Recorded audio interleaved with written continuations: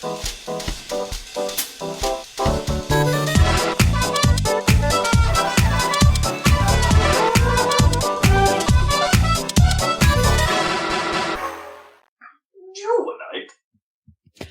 and welcome to the Saladcast on Sunday the 14th of August 2016. I'm your host Dan Train. Joining me today, Zachary Burgess. Woo. And Robert Kemp. Guten Tag. He's German now for some reason. Yeah. I mean, he went to Germany, I suppose. I did actually go to Germany. Oh yeah? For like a day. Two-ish days. Yeah. Barely a day, technically.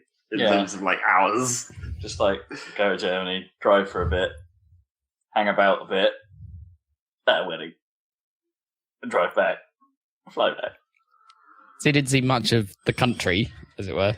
Well, I suppose technically I did, because I was driving through it, yeah. For You like saw some autobahns. 2.5 hours. I did see some autobahns. Wir fahren auf der Autobahn. I mean, those barns autoed themselves. Did you drive really fast? No. Not too fast. I got up to like 90 in a Seat Ibiza. Pretty good. That's the rally car from certain old rally games, isn't it? Is it? No. One of them. It's an alright car. But driving on the wrong side of the road is weird. Why is it so strange? You're just so used to it. Your positioning is all off. And it takes ages for you to like not encroach on the right-hand side over. It's like it's handy on the autobahn because the autobahn's really wide. The lanes are really, really nice and big, so you can sort of like spend time sort of learning it. But when you get onto the country roads, it's like, oh, I've got no room to screw this up. You've got to try and like I'm like using reference points like on the windshield to be like, okay, if the line in the middle of the road is hitting the edge of my vision here, then I'm probably good on the other side of the car.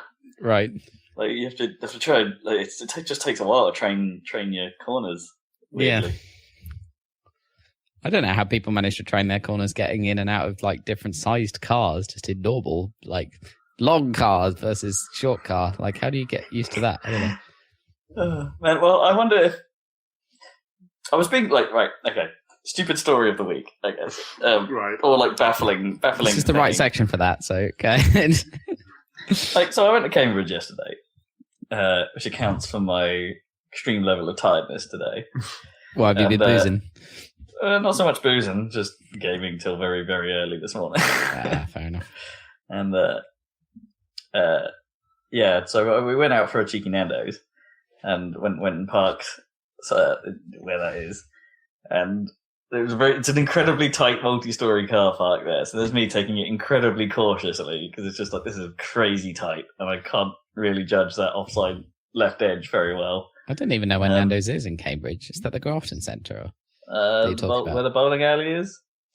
Blah. Can't remember. It's like a cheeky Nando's and then you rock a steakhouse, but I suppose that doesn't help you. No. Anyway. But yeah, so I'm very slowly going up this thing, and I do a reasonably good park job, and then the guy in the car behind us, as he just drives past, just sort of looks directly at us all in the car and shakes his head, and we're like, "What just happened?" Like, we just drove perfectly normally and parked up reasonably sensibly, and this guy just drives past, going, "Oh boy, no, you did that all wrong." It's just like and then like all of us in the car just sort of sat there for a moment, just sort of going, "Did that just happen? What part of parking lot etiquette did we just break?" Why do you think he was shaking his head at your car? Well, or you're parking, or you're driving. Why could he not have been shaking his head at just you? Look at these four twats. Well, I mean, that's entirely plausible. We do have the faces for it.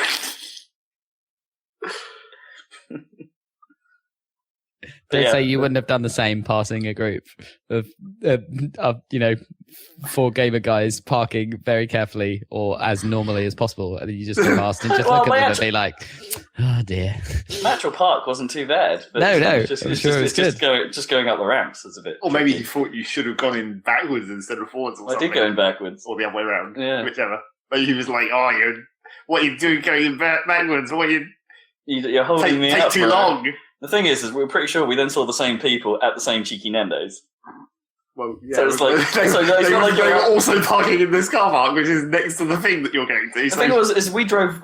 It's one of those things. Like when I'm parking a car in a multi-story car park, and I see that there's a bit of there's at least a guy behind me. I'll tend to drive past the first good-looking space and carry on if I'm sort of confident that there's going to be more elsewhere. There'll be another one. This guy can get that one. I just get the pressure off my back. It'll be fine. Yeah. And I did that to about 2 or 3 spaces. Well, maybe that's why he's still following you. He's just like, he still followed me. Yeah. Stop pissing around. I don't know, but he was obviously part. Like, I could sort of understand it more if he was leaving, but because we saw him later. If he was leaving, he wouldn't have been following you all the way. Well, it depends. If it's one of those like cyclic, like parking lots where you just go up and down at the end of each lap, I suppose that it's like you could be following someone who's going up for one segment.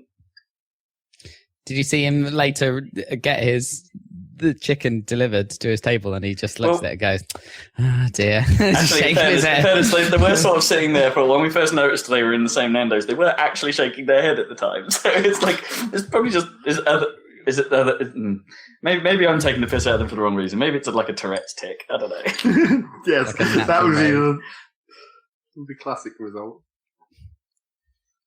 But we did sort of like he did walk past at one point, and we did sort of shake our heads at him, but he didn't notice. It's great. Okay. We were just sort of sat there going. Car parking etiquette stories. Stupid story of the week is somebody mysteriously shakes their head at you. For driving well and not hitting the wall. I don't know. For no reason. Apparently. It's one of those car parks, right, where you can see that the wall and the pole, like on either side, has been heavily hit by vehicles on every floor of this car park. Right. You can see like paint scrapes on it. And stuff. Yeah, like marks, and you're just like at that moment, it's just like, all right, this is the real deal. This is yeah. This ramp has seen some action.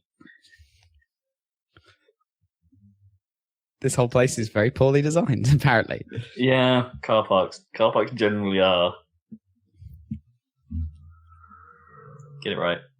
Weirdly, the one that was actually the most like one of the nicest car parks to actually ever like get around in, like of that design, that sort of like multi-story with ramps even there, was the Ipswich Crown one that they decided was unsafe. Yeah, closed it.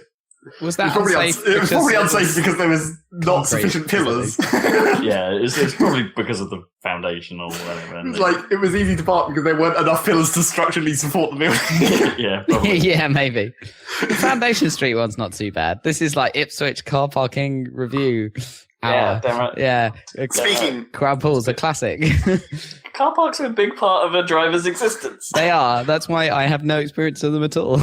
Really. Speaking of badly designed and dumb stories of the week, I guess. House grouse. Yeah, exactly. Here we go. Apparently, we need to get a new fridge in our house. Did the oven do that? No, it's just like, apparently we just want to have a single fridge freezer combo instead of a separate fridge and freezer, which is just like, I'm not even sure why that's a thing. Apart from our freezer sucks.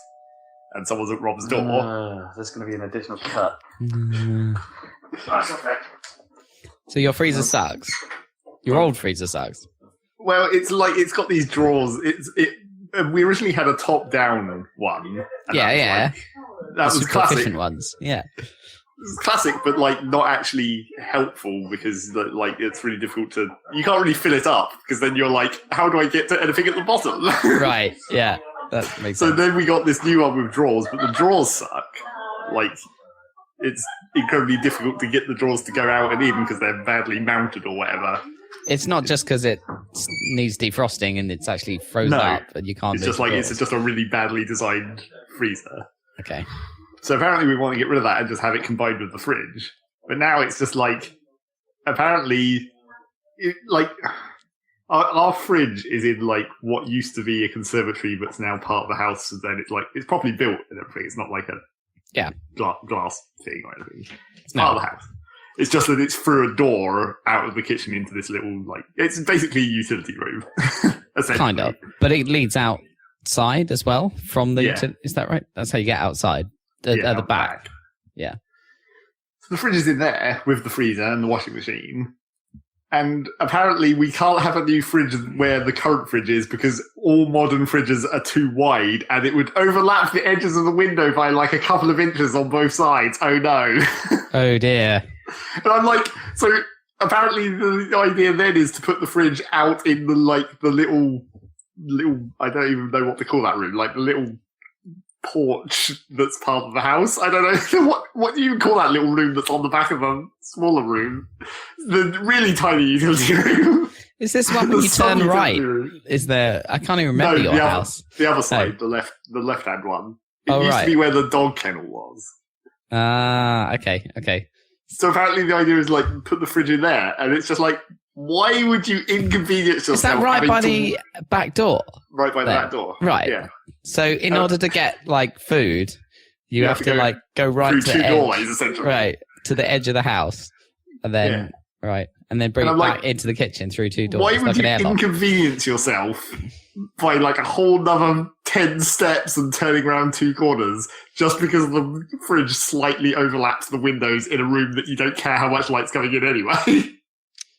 Well, how much light would it block? Why don't you care about the light? Surely you want light for like... Yeah, but it's like there's not... It's on the back side of the house anyway, so the light doesn't shine through those windows that much anyway because of the direction the house is built or whatever. Yeah. So it's not like that amazing, and it's like, who cares if it covers up those windows? You never look out those windows anyway. They're at the back of the house. There's nothing to see. There's a railway. Thing is, even if they do this and they do it like wrong, then they won't, if they realise it would have been a better idea to put it, overlapping the window a bit, it would be too much of a hassle to move it. At that point. Yeah. This is the whole thing that I've had with all these house grouses recently that I've talked about on the podcast, where it's just like, I don't understand why people make these really bad decisions that are obviously bad and inefficient. And like, why would you choose to do it that way?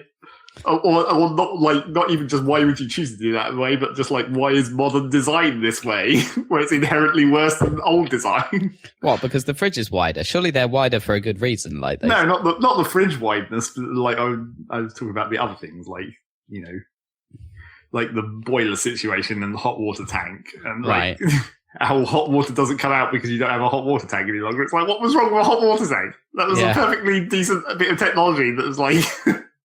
It's been around for hundreds of years. Does the new version save energy? I guess it does, doesn't it? Because it's like on demand. Well, yeah, you presume so. But the idea of hot water tanks is they're supposed to be insulated, right? So they're supposed to mostly keep the heat in for a long period of time. But I guess you can't... there's only so much you can do in terms of physics. Whereas if you heat the water on demand, you can not be... You can be 100% efficient at not wasting heat if no one's around. Significantly less efficient at wasting water. It's like, what? There's the trade-off. Oh, because you have to wait for it to come through. You have to run the tap for like 10 to 15 seconds. What do you think's worse? Losing water for the environment, like losing, energy? I guess it's just energy, isn't it? Because it's like you're burning... Gas, with the traditional system, you're burning more gas, so you create more carbon dioxide. But this system, potentially you're wasting drinking water, and that which also takes a whole shit ton of energy to make it itself. Yeah, I don't know what the trade-off is there. Yeah. Or just maybe you could capture that water, because there's nothing wrong with that water. That's the thing. When you pour it down the sink, you're just waiting for it to heat up. Yeah. So yeah, and like there's a lot of other things. Like I don't know whether I ever talked about it when I lived with Rob for a while in that house. And it's the same with this house to a certain extent that Rob's in now, where it's just like the light switches are all like behind doors and stuff, and it's like, who made this? Someone in a hurry. They're not that well made. Those new build houses that you guys lived in, and like modern toilet seats, those suck. Who decided that toilet seats had to be like really thin and square? It's like they're just incredibly uncomfortable. It's exactly the wrong shape. It's like if you have hips, it's going to suck for you. It's all designed. I guess that's so that it's not for looks either, is it? It's so that it fits into. I guess looks bigger in the same space or something. You can fit it into a smaller space, I guess. Yeah, because it's designed to make the houses look bigger than they are, I guess. Right? Yeah, I don't know. It seems like a lot of the motivations of the design changes seem to be like not for people, whereas old houses are designed just for people and that's it. New houses are designed, I don't know, to look nice for a while. Yeah, to look nice for a while. Yeah, or to seem like they're going to function. Here's another question, a classic question that is sort of related on the same topic. When you're putting toilet roll on a toilet roll dispenser, which direction do you hang the toilet paper? Well, I do it from the SimCity 2000 way. Although, I don't know, does SimCity 2000 take a stance, or does it just randomly pick? I don't remember. That was I hang it over, but I know there's arguments for both. But I don't understand why you would hang it on the back, because... Apparently it's something to do with pets, isn't it? Or dogs, like, grabbing it. It's easier. I don't think it would make it any different whether it was on the front or the back in that case. If your pet is going to grab a dangling bit of paper, it's going to dangle on either side. Yeah, but I guess it's quite a lot closer to the wall at the back. I don't know. Well, I think it is there's some stupid reason there. But I don't have pets, so I don't care. But that's why hanging it off the back is bad, because it's close to the wall. It makes it difficult for you to grab. Yeah, totally. Yeah, but I think that's a trade-off there, I suppose, arguably. For if you've got a stupid Andrex puppy or whatever. Well, if you've got a dog, don't fucking let it in your bathroom. Yeah. What is it doing in there? I don't know. Not shitting, that's for sure. Drinking out of the toilet, I guess. I guess. I don't know. Yeah, is there some other argument for it being on the back? I don't know. It looks weird to me. I don't like it. Yeah, exactly. Why? Do they do it? Hang it the wrong way in your house? Sometimes. I'm not sure if it's actually consistent. But right. Sometimes I'll notice it and be like, this piece of toilet paper is really difficult to grab because it's against the wall. Let me just turn that round. Yeah, I do switch it around. We'll have to find out if Rob has the opposite way. I don't know. Yes, whatever his doorbell situation was, it's taken a while. Yeah, fair enough. Oh, has he left his phone unlocked? Then we can move on to the news. Yeah, I don't mind moving on to news. I've probably got some available. No, he hasn't left his phone unlocked at this point. Well, have you got any headliners for this 2 weeks? No, I've got nothing. I haven't looked at the news at all. Okay. Well, we'll talk about No Man's Sky later, obviously. Yeah, obviously. What have we got here? That seems to be the main news, stuff around that. Yes, sure. There's a piece of news here that says Grand Theft Auto 5 has returned to the number one sales spot in the UK after 151 weeks after launch. That's not bad going, is it? Well, that must be prior to No Man's Sky, surely, because... Well, I don't know. The thing about No Man's Sky is, like, a lot of people I know who don't care that much about games seem to actually be playing it. Which is a bit weird. Yeah. I think there's for an indie game, I think it's like Guardian readers and stuff for like the idea of it or whatever. Sure. We'll talk about that later. Yeah. Talk about that later. Okay. What else? Just marketing stuff. Do you see I'm just reading the news and it's just like, things that are promoting things. So this is like South Park, the new game. They've made a virtual reality, but for your nose, so you can smell the farts that are your attacks naturally. Apparently, it's a real smell-o-vision. Yeah, the Nosulus Rift. It's back. Yeah, and apparently it's a real thing that they'll have at trade shows. I don't know how well it will work or what. Well, you say it's a real thing that they have at trade shows. Real, yeah, it's a joke. Like it'll be I don't know. It'll be a repurposed one of those classic, like those have been around trade shows for like many years, where it's just like someone's always trying to sell you a smell generated mechanism. Yes. Well, that'll be it then. That's just not ever going to happen. Not until virtual reality becomes the cheapest thing ever, and then we have to move on to like, here comes some more sensors. Indeed. Man, Nordic Games. I don't even know who they are. I recognise the name, but I don't remember what they made. Okay, well they're now THQ Nordic. That doesn't really make any difference to anyone. Wait, THQ doesn't exist, does it? That's what. Well, yeah. What? No, THQ Nordic. Yeah. No, what was the one that shut down? Was it THQ? No, it wasn't THQ. Yeah, THQ shut down. Oh, here we go. The full list of former THQ properties owned by THQ Nordic. So they were part of THQ beforehand, and now they're just inheriting the name. So the company acquired the THQ trademark in 2014. So these guys have the rights to Darksiders, I don't know, Full Spectrum Warrior, Red Faction, stuff like that, I guess. Did Nordic Games do Red Faction? I don't remember. Maybe that's where I recognise them from. Ah, maybe that's it.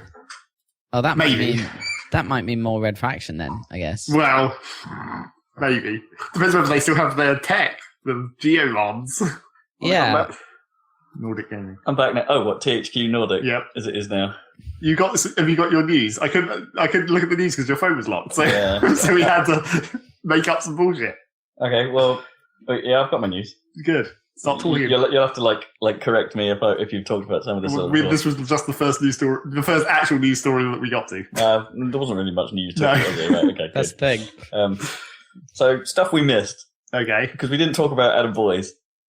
What is there really that much to talk about? Well, not really. That he left Sony is the big bit. Sure. Like, he's no longer. What was it, like partnerships? Yeah, he did all the weird management of third parties or something. Yeah, I guess. I guess the third party studios that are working to make Sony first party games, maybe, or just making sure that people did PlayStation first deals or something like that. Yeah, possibly. So yeah, he left Sony, and I was at this point going, oh, but Adam Boyes, does that mean he's not going to be doing anything like Sony president? But no, he's doing something even weirder. He's got to join Dave Lang. Well, that was kind of inevitable, really. I guess, yeah. Everything's coming together. Although the real question is, what the fuck is Dave Lang doing? Well, yeah. What the fuck are those guys doing? Well, because he's supposed his job title is the CEO of Adam Boyes' title is now CEO of Iron Galaxy. And it's wait, are they both just CEOs now? I guess that can be a thing. Yeah. Well, that made it sound like Adam might be leading a new dev team, so Iron Galaxy can basically do work of their own, rather than doing what they sort of do right now, which is to get commissioned to do jobs, or be effectively take over and assist in other projects. They've been doing stuff on the side with small indie stuff and things like that, and I think they want to move on to bigger homegrown projects, and I guess Boyes is the guy to do it because he's done game dev before. Maybe. So yeah, that's happening. Iron Galaxy slowly taking over the world. Well, extremely slowly. Just don't let them port Batman again. The Lang zone is ever increasing. Yep, exactly. That's the actual. I for one. What's the phrase? I for one bow to our new Lang overlords. Yeah. The note I put down here is but what about Johnny V? John Vignaki's out of a job as well. Is he going to join the Lang zone? Probably. Probably. Oh man. Yeah, so I did my after our discussion about Sonic Mania and stuff last time. I did a little bit of research to figure out exactly what the hell we were talking about, just to make sure we're on point. Make sure we were right. Yeah. So yeah, Dan was mostly right, and that Christian Whitehead was the Sonic CD guy, and he was the guy that effectively he rewrote his own engine. Yeah, which is unimaginatively called the Retro Engine. But yeah, he totally rewrote the game, used pulling all the assets in and made it awesome. So yeah, he's worked with the developers Headcanon before to make the remastered Sonic 1 and Sonic 2 games that were put out on Android, I think. Which again, I think were rewrites. They used Retro Engine to effectively remake Sonic 1 and Sonic 2 for mobile. Yeah. It's okay, so these guys have some history together, and those games, after I looked them up, seem, it's one of those good for mobile, sort of. They did the best they could, mapping that game to mobile, so alright, fine, these guys have got history, that's a good sign. And a little aside point I found, he's also contributing to Freedom Planet 2. That, if you remember what Freedom Planet was. Yes. I think I do. Yeah. Wasn't that the Sonic-esque thing? Yeah, it was the sort of Sega Saturn 32-bit sort of Sonic, Sonic-like game. Platformer, You played it, didn't you? Yeah, I played it. I quite liked it. So he's contributing to the sequel. It's just a bit of a generic name, which is Freedom Planet. Freedom Planet, yeah. Which, to be honest, I think is the first I heard that they were making a sequel. So, yay. But not that surprising, really, I guess. Oh, it did reasonably well. It's on pretty much every platform. I think they even made a Wii U release. You already have a platform engine. It's like you can just make more levels for that well easy. Yeah, I guess. Yeah. I think I actually own a copy of the Wii U version through some means. From some Humble Bundle, probably. Yeah, the Humble. They did do Friends of Nintendo bundle not that long ago. Right. I know. I'll skip the No Man's Sky news because I get the feeling Zach's going to talk about that later. Yeah. Terrible port news. Activision, I think it's Activision, put out Marvel Ultimate Alliance again for like a $60 pack for both of those two games, which were early 360 era sort of Diablo-esque dungeon crawlers, I believe. I honestly don't know a lot about them. But yeah, they're apparently the worst. Like just the worst. They kind of don't run very well. They run worse than the 360 version. They've not really been remastered or anything. So, avoid.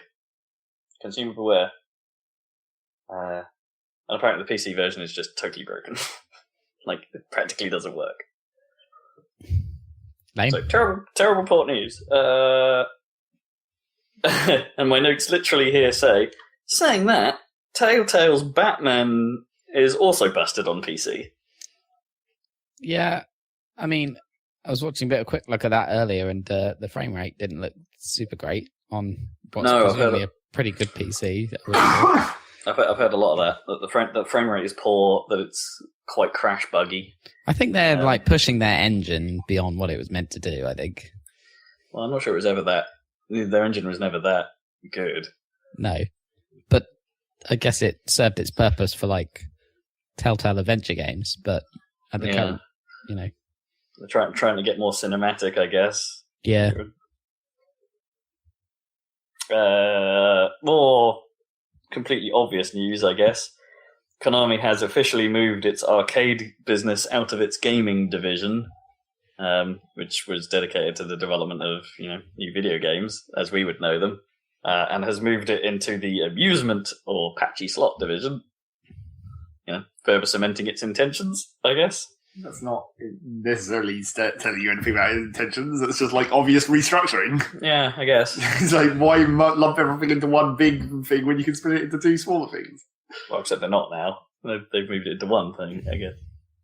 They've moved what was the gaming division into their generic amusement division. Well, okay, the other way around makes sense as well. Yeah. Compact it and then have less bureaucracy or whatever, I don't know. Well, it's just, Konami downscaling video games, isn't it? That's what it is. Just there's no proof. You say that, and it's how many people got laid off? Do we know? No, we don't. No, of course not. Yeah. Potentially zero. Yeah, maybe. That could just as well have been a name change. I guess. Speaking of actual layoffs, I guess, Relentless Software, who were the creators of the Buzz quiz series on PlayStation. Okay. Not interested. Yeah. Sorry, they lost their jobs. That's bad. But yeah, I don't know. really care. Yeah, they also did Connect Fun Labs and more recently the Murder Files series, which I think was a missing object game. I'm not sure, but yeah, they closed. It's one of those things where I'm sort of slightly surprised they were still around. Yeah, exactly.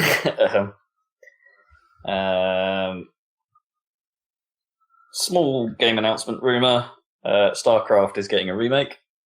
The original StarCraft. Might as well just make models for it in the StarCraft 2 engine. That's probably what they're doing, right? Well, I didn't mean they wouldn't even have to release that as a new game. Just make that a DLC for StarCraft 2. It depends if they're redoing all the FMV, I guess. But there wasn't as much of it in the first game, but there was some. I mean, like 90% of... I guess, like, you wouldn't even have to make that many models because a lot of the units are still the same in StarCraft 2. They just have slightly different abilities. Yeah. You still got Marines and SCVs and Marauders. And Yeah, we don't know how far they're going with that, but the other part of the rumour is that it was due out in September. Well, yeah. Like, just sort of like, hey, surprise kind of deal, but except it's no longer a surprise. Rocket League is getting a Rumble mode, also in September. Yeah, that's going to be... Like, basically parrot mode. That's going to have, like, 1,000 people in it. Just like all the other weird modes that they've made for Rocket League. Oh, sure. But it's, like, at least they're populated. You can still play a game if you want. Technically, maybe. I've been trying to get into Rocket Labs and I just can't. Oh, really? I think it's just because my rank's too high. No one as high rank as I am is trying to play Rocket Labs. Huh. Let's see, I expect if you, me, and Kivers tried to party into Rocket Labs, we could probably... You reckon we'd bring down your experience level? Well, yeah, or just be like, find slots for 3 people instead of just 1. No, maybe. Yeah, a whole team. Yeah. That's possible. I did manage to get Snow Day, eventually. So you were actually, for once, up for some crazy Rocket League. Well, one of the achievements. Right, fine.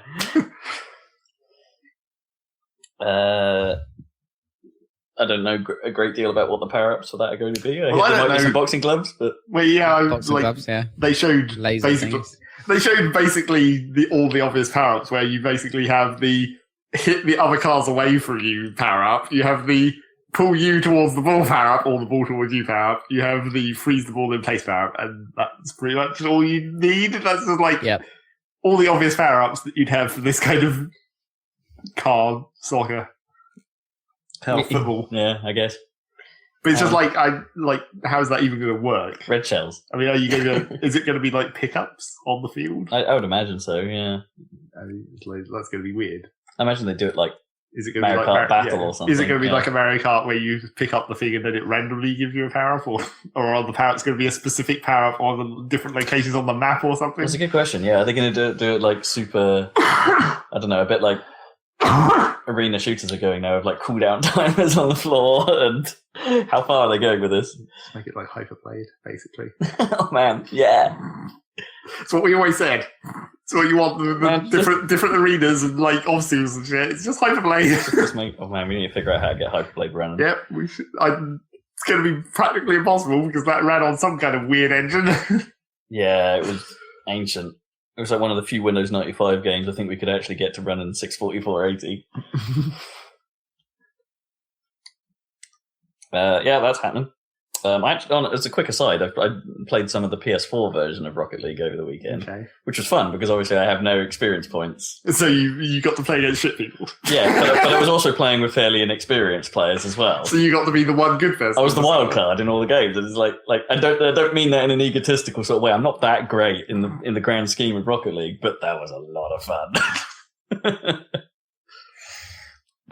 Also, it's interesting to see how the PS4 scales itself for multiplayer and things like that. We're playing at 3-player split screen, right? And it definitely downgrades the graphics noticeably. Yeah, I guess to make it run. It's like you lose the grass, you lose shadows, like the floor shadows and things that will all go. And ultimately, it doesn't actually really matter. It doesn't affect it. It mostly holds up the frame rate. It's a bit janky in places, but we had pretty good network experience and stuff like that. So. Yeah, Rocket League on PS4. That's a legit way to do it. So solo was absolutely fine. No problems at all. Just looked great. Yeah, PS4 Rocket League. Legit. XCOM 2 actually getting a console release after all. Well, yeah, they had said that at some point. Yeah, we just never picked up on it. I didn't pick up on it until recently. But yeah, it's actually going to get a console version. I wonder if controller support is going to end up in the PC version as a result. I feel like they already said that they put it in at some point. Oh, really? I don't remember specifically whether that's true or not. Okay. And I haven't tried plugging a controller in, so... Potential news to come. What else we got? Pac-Man Championship Edition 2 announced. That game was awesome. As long as it has a sweet theme tune, I'm on board. Well, they're never going to be able to do it as well. You can't succeed that well twice. always downhill. Well, you might be right. Yeah, it's diminishing returns, right? Like because they're keeping most of the style. Well, it would just be like Geometry Wars 2 and 3. Where it's just like 2 was a worthwhile step up for Geometry Wars. But that was just my like, preferred version. Yeah, it was just like in that game you have slightly more leeway than Pac-Man, I guess. And I had it on good faith from someone I was speaking to over the weekend, other Dan, who has actually played quite a lot of Geometry Wars 3 and says, no, that's actually a legit good Geometry Wars game. Mm.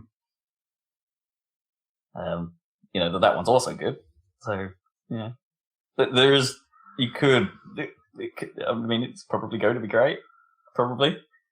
Even if it isn't that different, you can still say it's great. Yeah. I like what they do with that thing.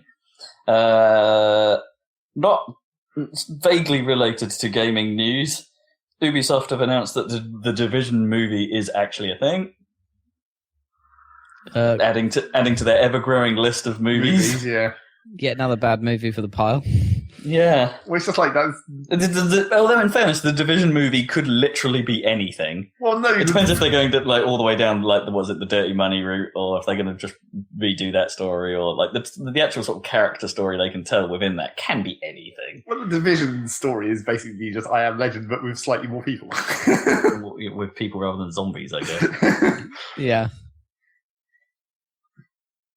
I wonder if they're going to actually do any kind of story beat for what's the evil zone called? Dark Zone. Yeah. The only slightly unusual story element is the actual Tom Clancy part, the Division, the actual Division thing. But that doesn't seem like that's fleshed out even in the game, really. No, it just sort of exists. It's just like a secret police force, sort of, or whatever. That won't be even remotely part of the storyline. It'll just be some dudes get activated. That's the story. Yeah, but then what is the story of a movie? It's you have to... What do you have to do? What's the actual objective? You know what's going to happen. They're going to travel through the ruined city and shoot some people and... There is a sort of story to the Division, and then there's a guy they get, the general or someone they're going after. Sure, but then, in the game, it's just that's a sort of one of those generic MMO stories where it's just eventually there's a guy. Yeah, you're trying to find a guy who's probably important. That's very basically the story of a lot of MMOs. It's just go to find this important thing. You found it. Yep, and then then there's a twist, maybe, sometimes. So no hype. It just seems the other ones obviously Assassin's Creed is coming, but what was the other? Watch Dogs. Yeah. Also very generic. Yeah, they could do anything with Watch Dogs as well. Yep. Although Hacktivism could be an interesting. They could make a good plot out of that. It's just they won't. It's the same problem. Same problem with the Division as Watch Dogs, where it's just what is the objective? It's just get a thing. And via hacking. Yeah, there doesn't seem to be any particularly amazing space you can put that on. Yeah, I honestly don't know what... Well, having not played the first one properly, I don't know what that was about anyway. What really was the goal of that? There's the other options of just they could have some moral bullshit story where it's just we have to take down these bad guys via hacking because of some bad thing that happened to us in the past. I really hope it's like Hackers. It's not going to be like Hackers. I really hope Lord Nikon returns. You're not going to type on two keyboards at once or anything. Or two people typing on the same keyboard. Yeah. They could. It was the NCIS, wasn't it? Yeah. They could potentially go dual wield smartphones. Oh wow, that would be fun. That would be properly done. Although, in fairness, they don't really do anything with their smartphones in actual Watch Dogs, right? They just sort of hold it up and press a button. They look at them constantly. Yeah. And the phone does all the hacking for them. Yeah, exactly. It's pre-hacked. But I expect you could fancy it up if you wanted to try and show it in a movie context where it's I'm going to push all these buttons and text is going to go fast. I hope there's a sequence where they sort of, in vague wireframe graphics, show that a worm looks like a worm. Or they go into the Tron grid somehow. Tron grid, yeah.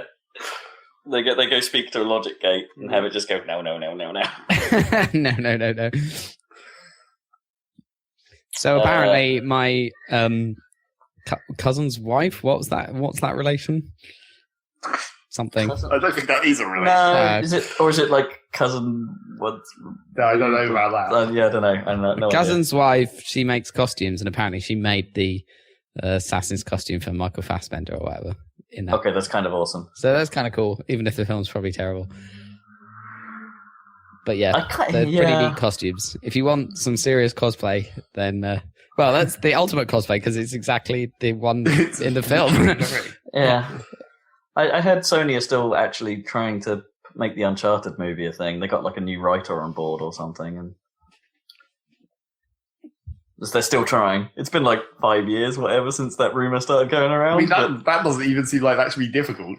I mean, they made like 3 or 4 Tomb Raider movies. It's basically exactly the same thing. And there's way more story and characters in Uncharted than there are in Tomb Raider, so they've got more to go on. But they are basically like films kind of already, so... Yeah. They just have to cut it, like, really. But then everyone already knows that story. Yeah, that's the trouble. They can't come up with a new story because they Uncharted 4'd it. Yeah. They did a thing. That's true, yeah, they Uncharted 4'd it, and they also did how Nate got into the business. Yeah, they did their prequel, essentially. Yeah. And the end, yeah. And sort of blended it into all the tales. I mean, they could obviously do the classic, like, just make up a bullshit time period where it's like, oh, he was away somewhere for some number of years at some point that we never mentioned. I'm sure there's probably plenty of jobs he's done in between, like his origin story and the start of the first game, maybe. But it will still seem weird where it's like he never mentions it again in any of the subsequent things that happen after that point. Yeah, I guess. Or maybe they'll tell the story about how he and his brother drifted apart. I don't know. That's the problem when you're making a movie that's directly based on games, not just like thematically based on games. You've already used up all the story. They could do it perfectly, though. They could do it just inspired and just chuck the whole game story, no problem. Yeah, I don't think that's as long as it's like Indiana Jonesy and it has the right joke level. But then and doesn't that just become incredibly generic at that point? Sure, but no one's actually made a decent Indiana Jones style movie for a while. Really, including the Indiana Jones people, yeah, including the 4th Indiana Jones film, or any of the either of the Tomb Raiders. Yes, but is that just because it's not? And the upcoming new Tomb Raider. Let's not forget that one's coming too. Is it just because it's just not possible to do that any longer? Because they've already done it too many times, and so it's like everyone already knows that this is how this goes. And if you're not doing it well enough, it's obvious that it's bad. We could argue that The Force Awakens isn't anything new, but it's like but that was a very special case where they had to do this weird, like, not reboot. Yeah, which totally works. But I mean, it's fine. Introduce a new audience to your thing, like that might not be interested in watching, like, because kids might not be interested in watching the original Indiana Jones. Oh, that's old. Like, yeah, but then the kids are just going to be the ones playing the game. You're not making a new audience by making a film if that's the target that you're going for. People who've already played the game. Yeah, you kind of have to go for everyone if you're making a big film. Yeah. I'm the one guy that actually liked the Prince of Persia film, so, I thought it was all right. Oh, you actually saw it? Yeah. I haven't seen that one. It's okay. Do you see the... It doesn't do nearly enough actual Prince of Persia stuff, obviously. But it works as a sort of film on its own. Are there bits where he like falls off a cliff and then goes, no, that's not how it happens? No, that's not how it went. There's no overly British narrator. No. Damn it. That was great. Sands of Time was great in a stupid way. Oh my gosh, speaking of films, I saw Suicide Squad. Okay. Ugh. Is the word. Can we talk about Star Trek? Have you seen that? I think we did talk about Star Trek. Oh, did we? Last podcast. Oh, fine. Okay. Yeah. That's stuck in everyone's memory there. Yeah. Don't remember talking about it. I remember seeing it. Yeah. We definitely talked about it. Because I specifically told the story about how Gnome thinks Carl Urban is a bad actor. Oh, yeah. Suicide Squad. Suicide Squad, yeah, that's a mess of a film. Yeah. Okay. And apparently it could have been fine, but then the studio came in and fucked it up. The writing is just so bad. And maybe it's miscut or something like that. The editing is terrible. It just feels like it's just screwed. A lot of people had ideas. Apparently, yeah. Yeah, a lot of people had ideas and it doesn't mash together well. It's totally all over the place. The characters aren't consistent. Fail. Most of them are dull. Like, oh my, how do you... Deadshot's intro is actually kind of cool.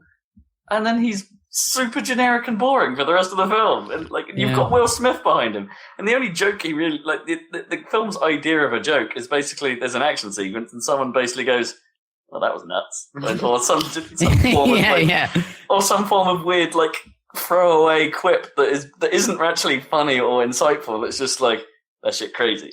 Well, apparently there weren't any jokes in it. There was like one joke in it or something, and they test screened it, and everyone had seen Deadpool and stuff, and they were like, "Shit, we need to make it like funny, but also dark." Or Guardians. Right? This is effectively their equivalent of Guardians. And to do Guardians of the Galaxy, they just put a load of like licensed music in it for no reason. Yeah, I mean, if that is exactly what happened, and they filmed a different feeling film, and then recut it all to try and be that. Yeah. Then that totally makes sense because it feels like a really, really bad edit of something that could have been a bit better. Yeah, I think that's what happened. Not much, but a bit better. Yeah, I'm not saying it would have been great, but it's definitely. And I'm just getting out there, and I've got to come out there and say, new Joker. That is a terrible, terrible character. Yeah, and luckily he's only in it for like 2 minutes, isn't he? Oh no, he's in it for more than you think. But. It's a very much a side plot that doesn't need to be in the film at all. Yeah. It would have been better without it. But though to be clear, I don't think it's Jared Leto's fault. I think he's playing the character as well as it was, as the writing was envisioned. He's just it's just a bad gangster. Right. Yeah. Like he's not the Joker. He's not quite crazy enough. He's not quite. It's just all wrong. It's really hard to describe. It's just all wrong. You could argue that Heath Ledger's version of the character isn't exactly like the comic book version. It's an interpretation, but it still works. Yeah, it fits the film, really well. And it still sort of feels like the Joker. There's enough manicness. There's enough darkness with enough weird levity, I guess, for it to actually still function as the Joker. This doesn't really have the ha ha ha, I am the Joker. I'm just gonna do bad stuff. It's so bad. It's really disappointing. DC just don't know how to make films. I don't get people disappointed though, because I guess if you're a fan of the comics, but there's no precedent for it to be good, really, is there? No, the only precedent for good DC films is Christopher Nolan's Batman. The Nolan ones, yeah. And all three of those are good. Self-contained Nolanverse, isn't it? Exactly. There's no because now they're trying to establish a cinematic universe to make all the money, which is what Marvel did, but it's just failed to launch. So badly. It's like I don't normally say this about film franchises because I normally give everything a chance, but I might be out. Yeah, exactly. But you never know. Wonder Woman could be good. Well, no, I guess it's not. You have unlimited cards and stuff. So it's you just watch everything because fuck it. I don't watch everything. I miss a lot of stuff I kind of want to because of busyness and timing and stuff like that. But but it's not like you're choosing not to give them your money. You've essentially already given them your money. Yeah, I guess. I do wonder, with the unlimited cards, how do they divvy up the unlimited fees based on their stats of who went to see them or something? Maybe. It's we have to give this studio this Must money. Be some kind of contract thing where it's just we know what percentage of people are going to come on the unlimited card on average per movie or something. What you reckon they do it ahead of time, regardless? Could be. I don't know. Because that would suck, right? Because I would quite like the studios to benefit. Admittedly, in this case, I don't. But normally, I would like the studios to benefit from my presence, right? Because I paid the money to go see the film. Sort of. Who knows? I mean, I don't know if it does work like this, but you imagine at a certain point the movie theatres aren't even paying on a per customer basis. They're just paying for, we're going to show this film X number of times in our movie theatres. Yeah. It's just you're not paying for how many seats are filled, you're just paying for them showing. I think to some degree that's probably right. That's probably accurate. Oh yeah, mate, I guess you're paying per show. Yeah, maybe the cinemas pay per showing, and if it's not popular, they just don't show it quicker. Exactly. And so the film doesn't make money. That would make sense. It's way simpler. Suicide Squad, bad film. And I'm done with news, by the way. We kind of figured that. Yeah. Start talking about movies. Really nothing going on. Have you been watching? Do you guys have Netflix? Do you have Netflix? I do not have Netflix. No. I do not subscribe to any streaming service. There's this mini series at the moment, Stranger Things. It's pretty good. Oh yeah. I keep hearing things. Yeah, it's pretty good. It's like do you remember that J.J. Abrams film Super 8? Oh yeah, good film. Yeah, so that was trying to do like a kind of 80s kind of Spielberg homage type thing. It was like E.T. mixed with like, I don't know, all the Goonies, basically, wasn't it? Yeah, maybe a little bit of Flight of the Navigator in style in some places. Yeah. So this Stranger Things is that, but done a lot better, honestly, and darker, like much darker. Well, that sounds cool. There you go. That's it, and it's we're complete with awesome 80s synth music that fits perfectly, and that's all I have to say. Really, it's really good. That does sound cool. Not that Super 8 was bad or anything, but Super 8's good. I really liked that film. Yeah, but this is cool. So check it out. I mean, get Netflix or don't, but either way, give it a. There's only 8 episodes. It's a mini series, so give it a try. I've been watching miniseries lately. Like I ran out of Mad Men, so I watched The Night Manager, the BBC thing. Did you see that when it was on? No, I did not. It was pretty good. Tom Hiddleston of Hiddleswift fame, I guess now. Not House. And not House. Yeah, indeed. Yeah, it was pretty good. I didn't think they could do a kind of modern Le Carre, because his stuff was all very Cold War, I always thought. And I didn't like that film Constant Gardener. Did you see that? No, I haven't seen that either. It's not very good. And that was one of his like post Cold War books. But this is based on a post Cold War book of his, I guess in like 1990, I guess it was written or something. So it's like just after 93 or something. Anyway, but it's been brought up to date for this series, and it's pretty good. So I'd check it out if you get a chance. I quite like one thing I liked was in the old novels, the MI6, or it is referred to as the Circus. Oh, okay. I guess because don't they use that name in Spooks every now? Oh, do they? Okay, well that must be a reference if they call it that. Maybe I'm thinking of that. Oh yeah, I don't know. Did you see the Tinker Tailor? Oh no, they just call it. I think they just call it the Grid. The Grid. Okay. So something I've seen is called it the Circus, and I haven't seen any of that. But... You've probably seen Tinker Tailor with Gary Oldman, didn't you? Did you see that? Oh yeah. I saw the latest. That'll be version, the one. Yeah. That'll be the one because that's the Circus. Because that's the book. Okay. That's actually set in the 70s, obviously. That's the classic Le Carre novel. Fictionally, like MI6 is based in Cambridge Circus in that, hence the name.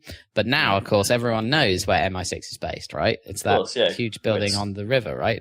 So now that exploded in James Bond. Exactly. So now in The Night Manager, the MI6 is known as the River House. So that's the code name. They never refer to it as anything other than the River House, which is kind of cool. Yeah, it's a neat name. Yeah, it's kind of works. Nice and simple. Yeah, anyway, check that out. It's not bad. And he's clearly doing a little bit of a Bond audition. At one point, he orders a vodka martini, but he's not on screen. It's just a kind of offline. But yeah, I don't know. Okay. I'm still hoping it'll be Idris Elba. Hiddleston? Oh man, that would be so cool. But Hiddleston could pull it off, I reckon. The problem is that it's just too posh. Like I know Bond is meant to be posh, but like too many posh actors at the moment, and like I don't really see Hiddleston in the role myself. I'm sure it'll be fine. If you watch Night Manager, you can see how it can work. Yeah. I mean, he'd be different, obviously, but yeah. Yeah, I'm not 100% sure it'll be for me, like Hiddleston as Bond, but yeah, it would be, maybe different's what it needs again, because they did that with Craig, right? They did a different style, but. Yeah, exactly. Maybe it needs something quite different again. Yeah. Did you see High Rise with Hiddleston? Also, no. That was good, but weird. Like I saw it with Ho and David, and Ho didn't like it. As he's because it was. Yeah, from what I've heard about that film or like podcasts and stuff, that it's quite a polarizing. Yeah, it's definitely Marmite. It's a sort of it's a love-hate. Yeah, but he was good in that, in a kind of weird way. Cool. Yeah, films and TV. Well, he did tweet the other day or something that he's being Loki again. Like, that's happening right now. Oh, cool. So what Loki film would that be? I don't know. Are they making a Thor 3? I don't know. I mean, one thing's for sure, it won't be low-key. Anyway. Have we really run out of news? Yeah, there's nothing happening. The voice of Civilization 6's tech tree will be Sean Bean. Okay, that's kind of okay. Which is not bad. I mean... It's like Leonard Nimoy. Leonard Nimoy was pretty damn good, but I'm sure Sean Bean will do all right. Oh, I missed one bit of news. Just remembering. Go for it. PS4 Neo is going to be officially announced in September at the PlayStation meeting, as it's being called. Okay. I think that's they're sort of like not... It's the extra little show they did before PSX last year. Did they do an extra show? I can't remember. I'm sure they've done a PlayStation meeting, quote unquote, before, but maybe that wasn't last year. Maybe everything was just PSX last year. I know Microsoft did another briefing, didn't they, around that time of the year? Yeah. Okay, yeah, so we'll find it's out going then. to be officially announced. We'll actually know what it is next month. I'm seeing a headline here saying that the Xbox One price was cut to $249. Yeah, I think for the original model. Right. Because they're going to try and start pushing the larger capacity S version fairly soon. People are saying they're out now, aren't they? The S models? Yeah. Yeah, I think they're out. People are saying it's a bit weird how the Microsoft console is cheaper than the Nintendo one. That is a bit odd, yeah. Anyway. Because Nintendo prices never go down. Yeah. The Ninty pricing this console cycle was all wrong. It was all wrong. It was too much for what it... Well, I mean, I guess they're having to pay for the gamepad, but whatever. It's too much. Yep. They don't do the sell at loss thing, Ninty. No. And they've kind of paid for it this time round. Yeah. That was news! Now it's time for the next section. Well, we sort of maybe cut you off last time, Dan, for what you've been playing. Why? What was I talking about?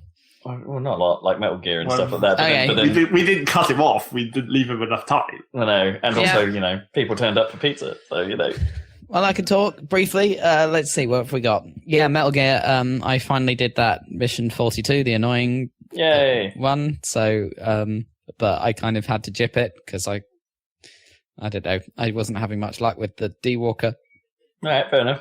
So I researched a heavy machine gun, and I just ran up on the roof, basically, of the hangar, and they don't really come up there much. So, although I was still getting killed even though I had my quite hardcore armor on or whatever, the battlesuit thing, I was still getting blown up by their...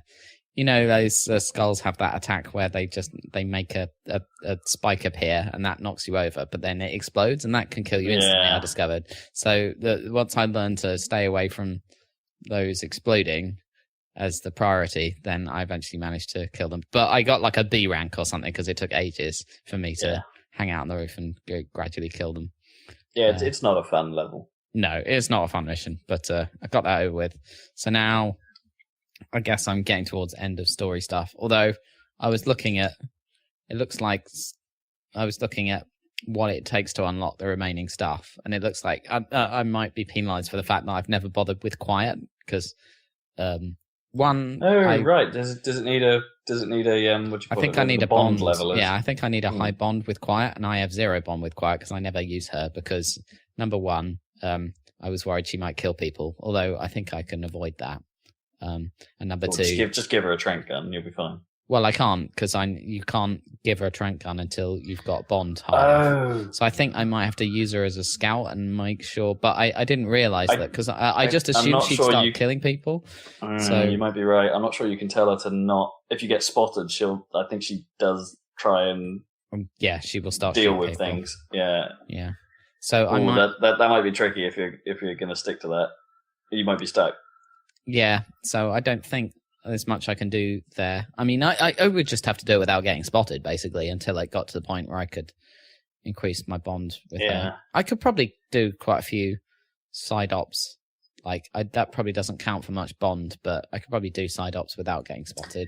Depends on what her bond level is based on, because it's not just having her about, right? She's actually got to do things for you. Yeah, that's true. It goes up if you do. So I don't know if I can increase bond by getting her to scout or something. It's really annoying. But so basically, and the other reason for not using quiet is because her character design is just ludicrously sexist. I'm sorry. I mean, I quite like her as a character, but like the way she like writhes around in your helicopter is just stupid. Stuff like that. Quite... Yeah, and it's like I can't be bothered. But I don't know if that. I think she is. I think I need that Bond level for certain parts of the end game, so I'm not sure. I think it probably will just activate anyway, the rest of it. I did eventually find the grenade shot ability pretty useful in some circumstances. There were certain fights where, but I think you only get that when you're close to max Bond, and it's like that was pretty useful.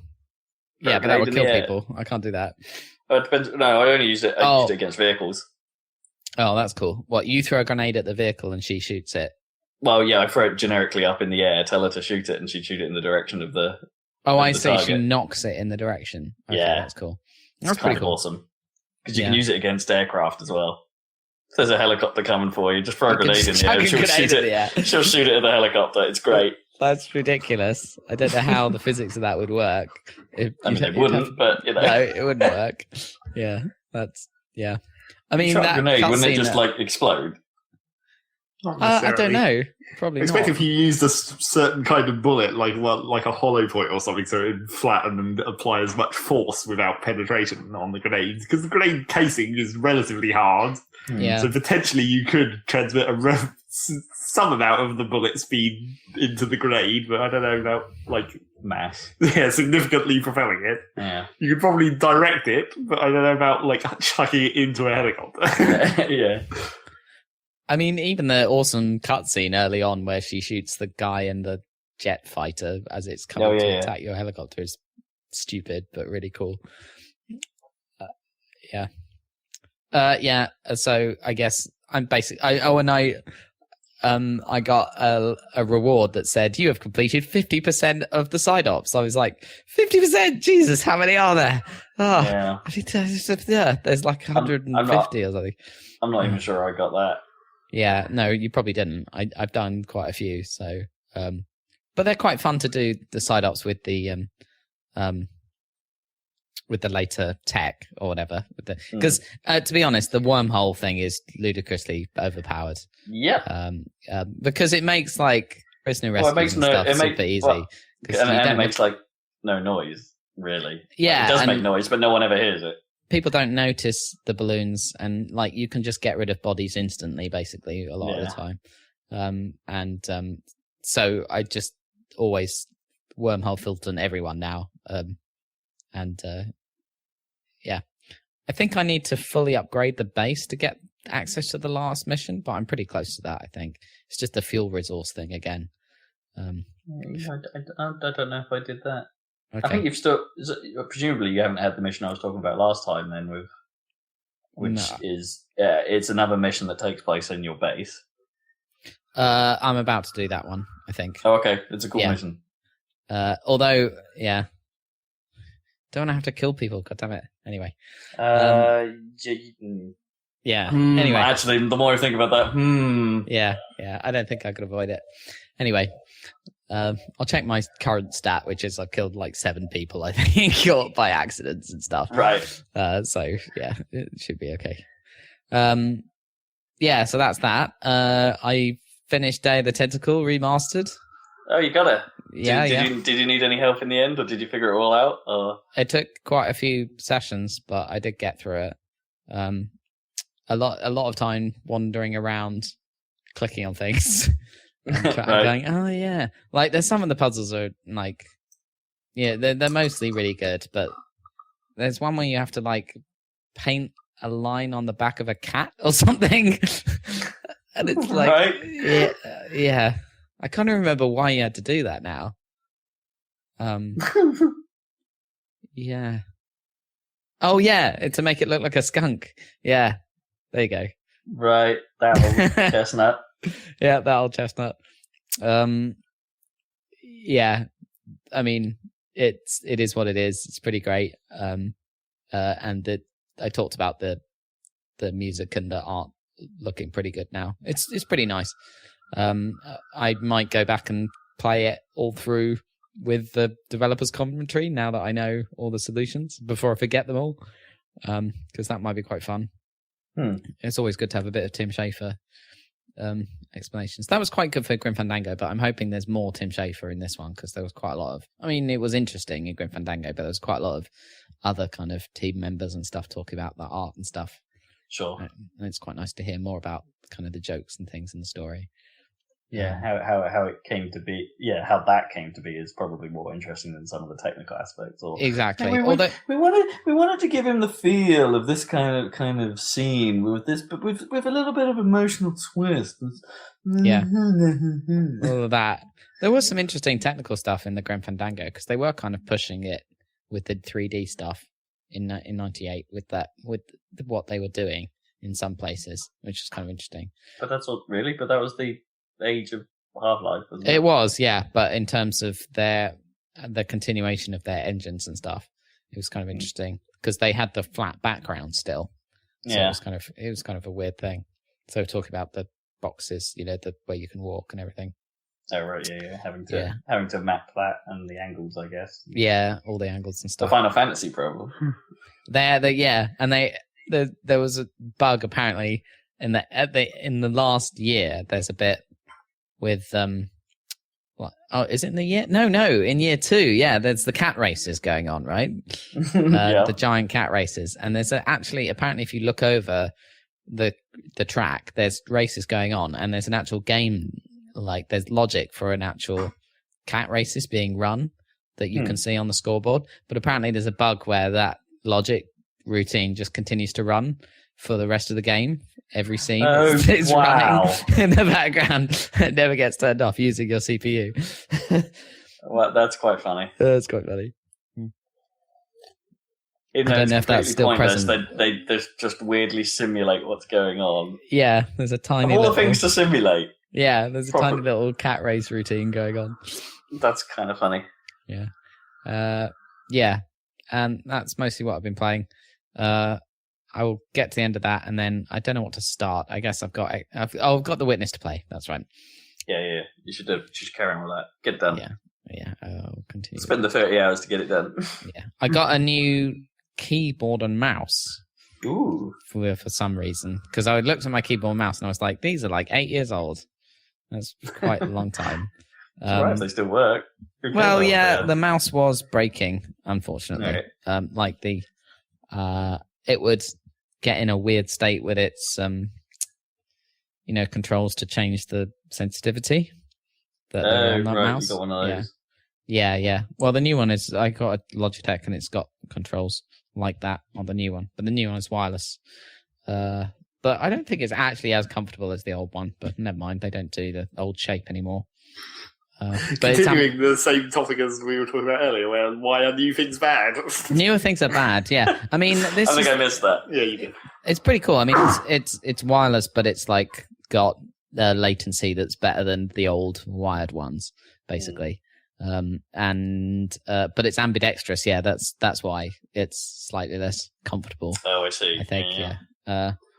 But yeah, it's pretty nice. And then the keyboard, I got a stupid mechanical keyboard, which I've never had before. Yeah, which is cool, but I'm just not used to it. Well, yeah, that's the thing. One, it's loud. It's not loud, like, because there's different kinds of switches. I don't know if you know much about mechanical keyboards.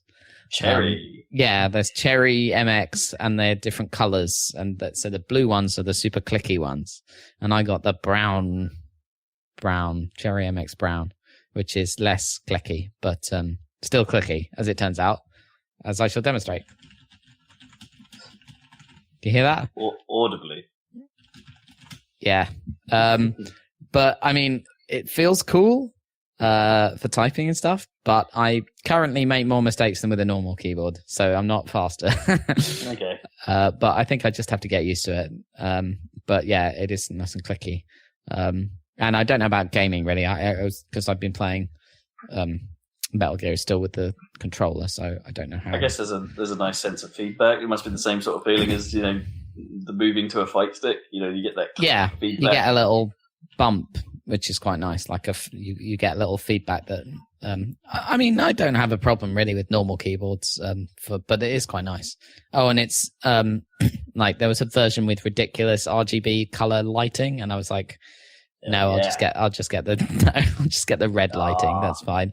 Red's a good choice. That would work. Would work in my setup anyway. If I wanted to keep everything on theme, red is fine. Red is fine. Oh, that's cool, because it was with the discounts at Amazon or whatever for these two versions, so the same keyboard effectively. The difference was £60.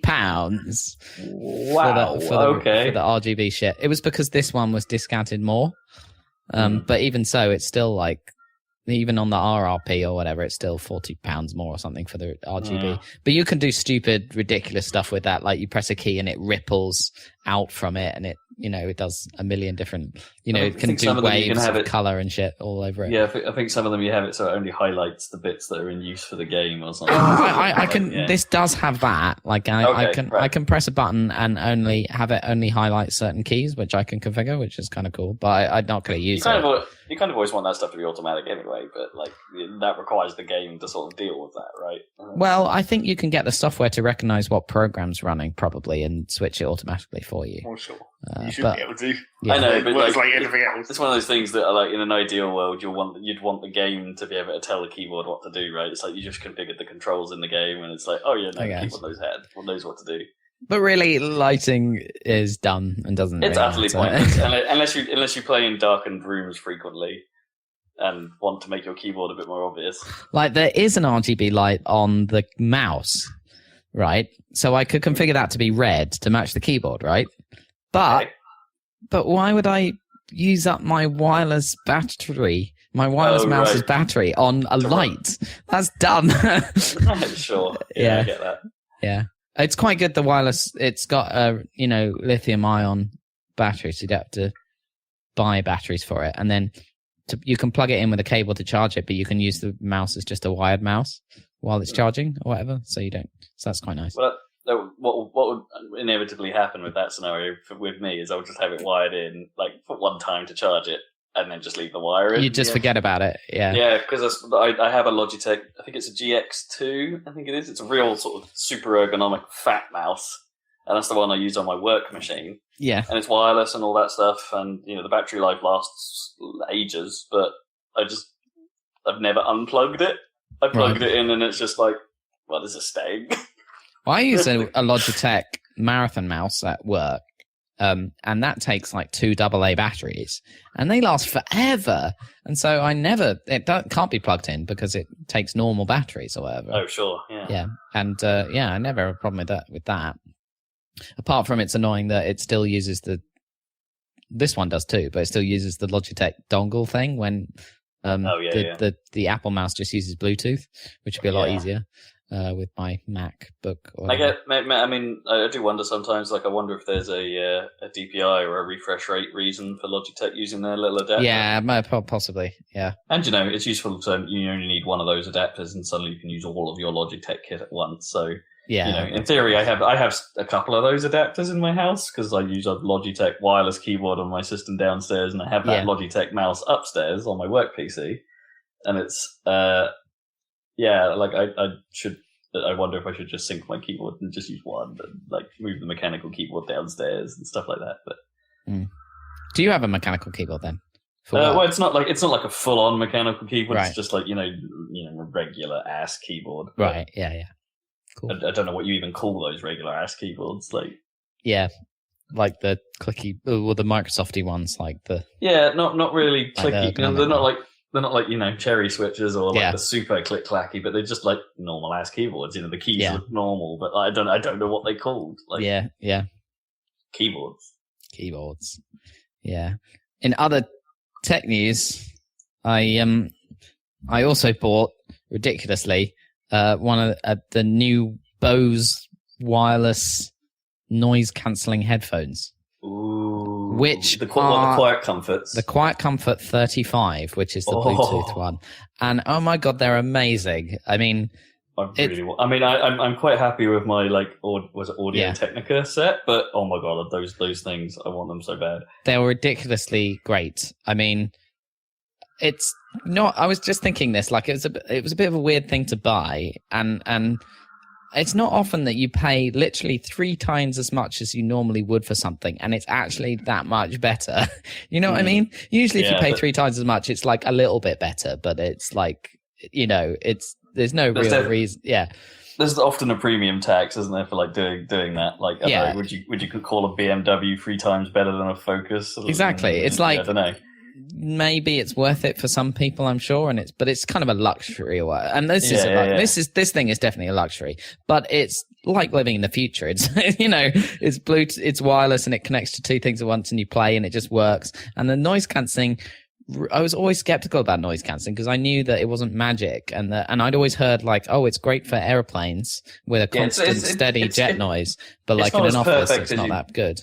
It's not as perfect as what you would like it to be, I guess, but it's still pretty good. But it's really damn good. Like it's not magic, but it's really great. Especially, and I'm using it in the office. Basically, that's why I got it. Really, I mean, I've used it at home a few times, but I mean, at home it's weird because I put it on and it cancels all the sound from my PC, even though that's quite quiet. It's like, wow, that's really noticeable. And then I used it once on the tube, and it's like crazy how loud it is on the tube, and you don't notice. Like, because you're in a tunnel with a load of machinery making a bunch of noise, and it's all echoing everywhere. But I guess you just get attuned to it almost straight away. But like sitting just in the station with the train not moving, and you just put them on, it's like, holy shit, it's so loud just in this environment, and you're exposed to that for like 20 minutes a day or something, or however long you spend on I also wonder if like what the effect of noise cancelling actually is on your ears. It's like, is it actually reducing the amount of noise entering your ear, or is the noise just in a way... It's hard to describe. Like, is it sort of buffered in a way? Like, because when I turn noise cancelling on in my headphones, after a while it feels like a pressure. Right. Yeah. I mean, I don't quite know what it's doing. Like, whether or not that's actually, in some respects, like not actually making it quieter effectively, but it's I'm pretty sure physics dictates that that's exactly what it's doing. Yeah, I don't know, but like, why would it feel like that? That's why.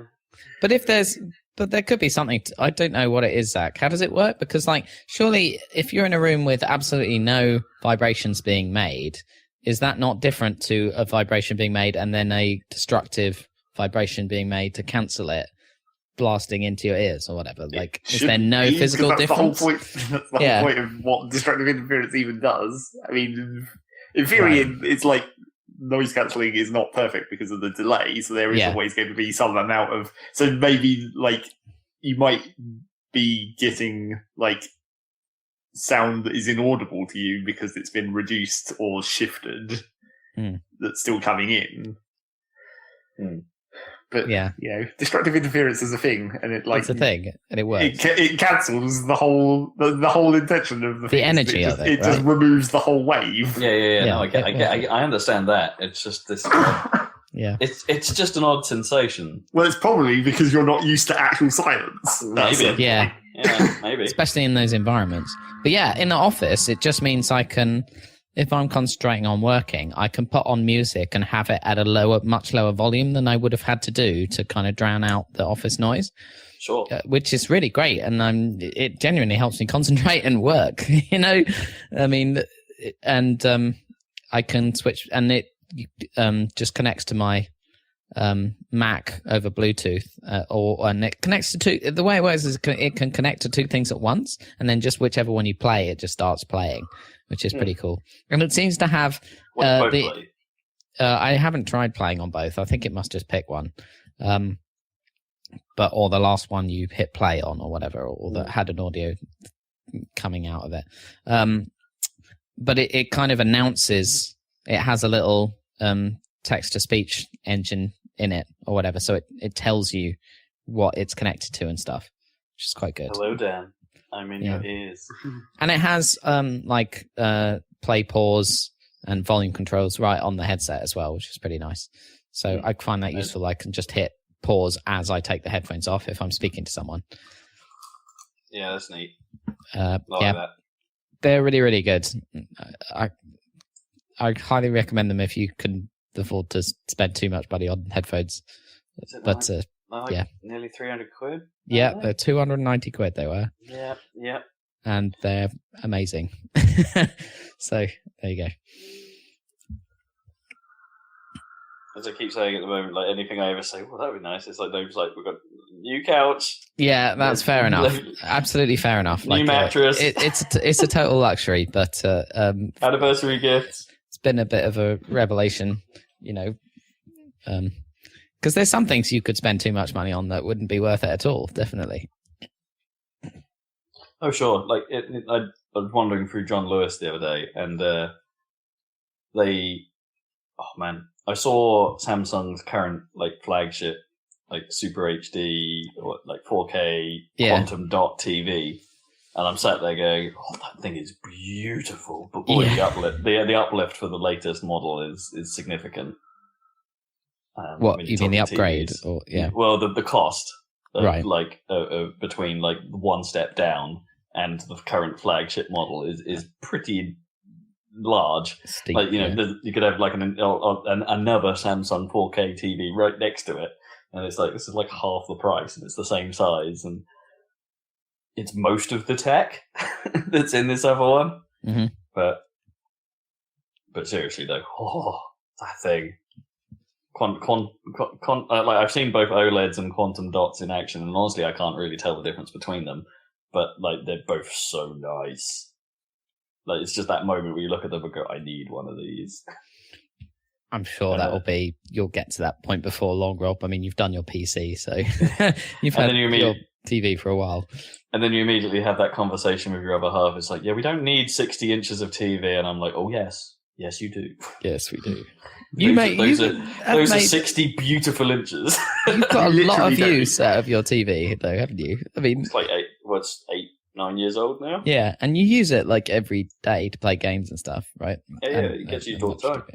Well, that's the thing. It's still perfectly fine, right? So if I'm being logical about it, there's zero requirement to change it. Yeah, that's true. I just if we rearranged this room so we didn't have a floating couch and stuff like that, so we'd lose like half a meter. Then it's like, well, I want a bit more screen space. I'm slightly further away. Just put the television closer. God damn. I wouldn't put the TV. You don't have the TV floating in the room. Well, that's not what I meant. I just meant put you closer to the television. That's the whole point. I mean, we don't. Ideally, in this the whole room, point is not couch. The whole point of buying a TV is not to deliberately put yourself as far away as possible in order to spend more money. That's not a logical. No, that's not what I'm saying. I'm saying like if we lay out the room to create more space in here, things need to be against the walls more rather than this couch, which is like some distance away from the wall and like. To get at the shelving behind it. It's like if we rearrange this room sensibly, we would naturally be further away from the screen. And it's I think you can rearrange this room in a way that doesn't involve some amount of floating, because you've got too many like shelves and bookcases and stuff. Well, sure, there's an excess. There's a single extra shelving. Anyway, we should talk later because this is a problem that needs solving. It's not a problem. That's the thing. It's perfectly fine how it is. So apart from your couch size, that's the main problem. Yeah. Well, we sized up like corner units and stuff like that, and realised they don't fit. There's no way you can make them fit in this room. Yeah. Irritatingly, because of like the stuff being in the middle of every wall. But who the fuck wants the corner unit? Oh, I like corner units. They're comfortable. Some people seem to be obsessed with the corners sofas. I like them. I don't really understand that. I like them. You might as well just get a sofa with a recliner built in. That's basically what you're after with a corner unit. You just want that one space where you can lean back further, and that's basically what a recliner does. I guess, but then having a floating recliner, We're not separate as part of the couch. We're built in one of those semi-recliner ones where where some chairs do it. Yeah, those are fine, but they're still part of the corner unit. Generally, those semi ones. Like, and if you get a couch with recliners, then those things have to be bigger generally to be able to recline. They need to be taller. Or just you've had this couch for so long. How do you even know what a recorder unit's like? A what? A recorder unit? No, a recorder unit. How do you even know? Because I've been looking at couches. Yeah, but you've sat in them for like 2 minutes and you've decided that that's the best thing ever. That's all you do when you buy things? It's like you have a limited amount of time with which to test things. It's never been a problem. Take this home for a month, and then I'm going to buy it. It's never been a problem up to this point, and now you think that it's that great that it's a must-have thing based on like. It's not a must-have because it's a can't-have. Well, yes, it doesn't actually work. But they are nice. I've always liked. It's just wasted space. Oh, how often do people ever sit in the corner of a recording unit? And if you have enough people to fill up a couch, the corner is actually an inconvenience because then you've got like people's legs jammed against each other because you're trying to fit too many people in too small a space. It's depends how you organise it, but like one person just chills out at the back. It's just like, yeah. It's not actually an efficient solution. You're just buying a whole extra metre square of couch that no one's ever going to actually sit on. That's such an assumption. It's such an assumption. I mean, for a start... it acts as like a chaise longue without needing a chaise longue, right? Okay, for that, maybe the occasional time where you're lying down, maybe. But for a start... And you can have two people sat next to you while you're doing that. For a start, you only had a two-person couch anyway in here, so it's like not been a problem up to this point. It's technically a three-seater. Yeah, technically. But then for all three-seaters are designed with that crappy idea that they only put two bits of actual arse. Yep, there's the modern bad design again. So someone has to always sit in the crack if you're going to use. I'm a sure there properly. are three-seater sofas that have three cushions, aren't there? Or maybe, or just one big cushion that would work. Apart from not, because the middle of the cushion would cave in really fast. Because that's the whole reason to have separated cushions. Yeah. Yeah, no, most three-seater sofas are designed with two cushions, and it's like... I wouldn't have called this a three-seater. It's still smaller than... It's a little bit smaller than most, but it is technically a three-seater. Yeah. Couches. What have you been playing? Yeah, let's actually call that video. Rob? Yeah, I'll crap through mine then, before we get to the big news, I guess. I finished Doom. And then continue to play it, apparently. Well, because there's two other modes in that game that need checking out. It's like the Call of Duty of Doom. Of Dooms. Of Dooms. A campaign stays real good. It gets hard. It got hard, even in the not the recommended difficulty level I was playing at, I guess. Satisfyingly hard. Cool. The fights are still fun. The music gets cool. I think some of the some of the setting and the story kind of just fades away a little bit. It becomes a bit by the numbers, I guess, towards the end. Yeah. It's not quite as interesting as it is at the start, but whatever. It's a cool game. It took me way longer to get through it than I ever anticipated. It's longer than you think. It's a good game. Good game, Great good value. target. Some really good throwbacks to the original as well. Some nice moments where you're just oh, you did that. Oh, that's cool. Nice referencing. Good referencing. Good referencing of yourself. I mean, it's been long enough. Yeah. It's neat. So after I did that, I started exploring what's around the edges of the campaign, because obviously, clearly the campaign is what everyone comes for. But, there's a few more achievements to it. So I tried some other stuff. So I checked out SnapMap. I didn't actually go into the editing tools. I went and played some stuff that was made with SnapMap. Clearly that's, you want to see, what can people achieve with this thing? Yeah, and it's like Forge or whatever. Yeah, it turns out you can't really achieve anything particularly interesting. Mm. It's you can sort of remake classic deathmatch if you want, or you can make horde modes with some level of rules. There is some level of logic making to this thing, so you can define rules and triggers, and I played some levels that seemed fairly competently made, where there was you can't go through this door yet, you need to go find the thing to do this, and there's you can put custom bits of text about and have prompts on screen, and there are some mechanics you can actually wire up yourself, so that in one game I was playing, you could only charge the BFG by killing a certain enemy with a glory kill, and then it would drop BFG ammo for your next shot, whatever, and that was the only way, and you could only carry a single shot at a time, that stuff like that. It's there's some custom logic you can add to these things, and some custom on-screen indicators to do some of that. So there's more there than you think, but I just came away from any of it going, I've just played the campaign. None of this stuff is actually that interesting when you put it next to that thing. No. It's I really get what they're going for, but it doesn't resonate with me at all. But there is one bit of intrigue to this. They seem to have made snap map puzzles. As in, like, they give you a task to do, and then you have to use snap map to do that task. Like, use the editing tools to create something that does that. But it's like, that's an interesting idea. It's like, I haven't dug into it at all, but... So did you play any puzzles then, or...? No, as I say, I haven't dug into the editing tools, so I figure I might need to go through like the tutorials to learn how to use SnapMap. There's a significant number of tutorials to figure out how to do all this stuff, presumably for the logical reasons, I guess. And then once you've done all that, you can attempt the puzzle mode. But we'll see. I don't know if I'll go back to that. One of the major hurdles to me using SnapMap is when you launch Doom, its loading time isn't very good. It's fine once you're into the game, but its loading times are quite long on my PC. Like, the initial load is quite epic. And it does the thing that Call of Duty does, that once it's loaded, you then have to swap into a different version of the game, effectively, to play the other states. And so, when you boot it, it always boots in campaign mode. And then you click Snap Map, and it goes, all right, I'm going to reboot in Snap Map mode. And that takes forever. Ugh. The load is it's 5 minutes at least. Seriously? What? It's a really, really long time. That's crazy. So that by a long way is like, and yeah, it's only 5 minutes. I could go away and make a coffee or something, but like, you shouldn't have to go and make coffee just to change game modes. It's an absurdly long time. It makes no sense at all.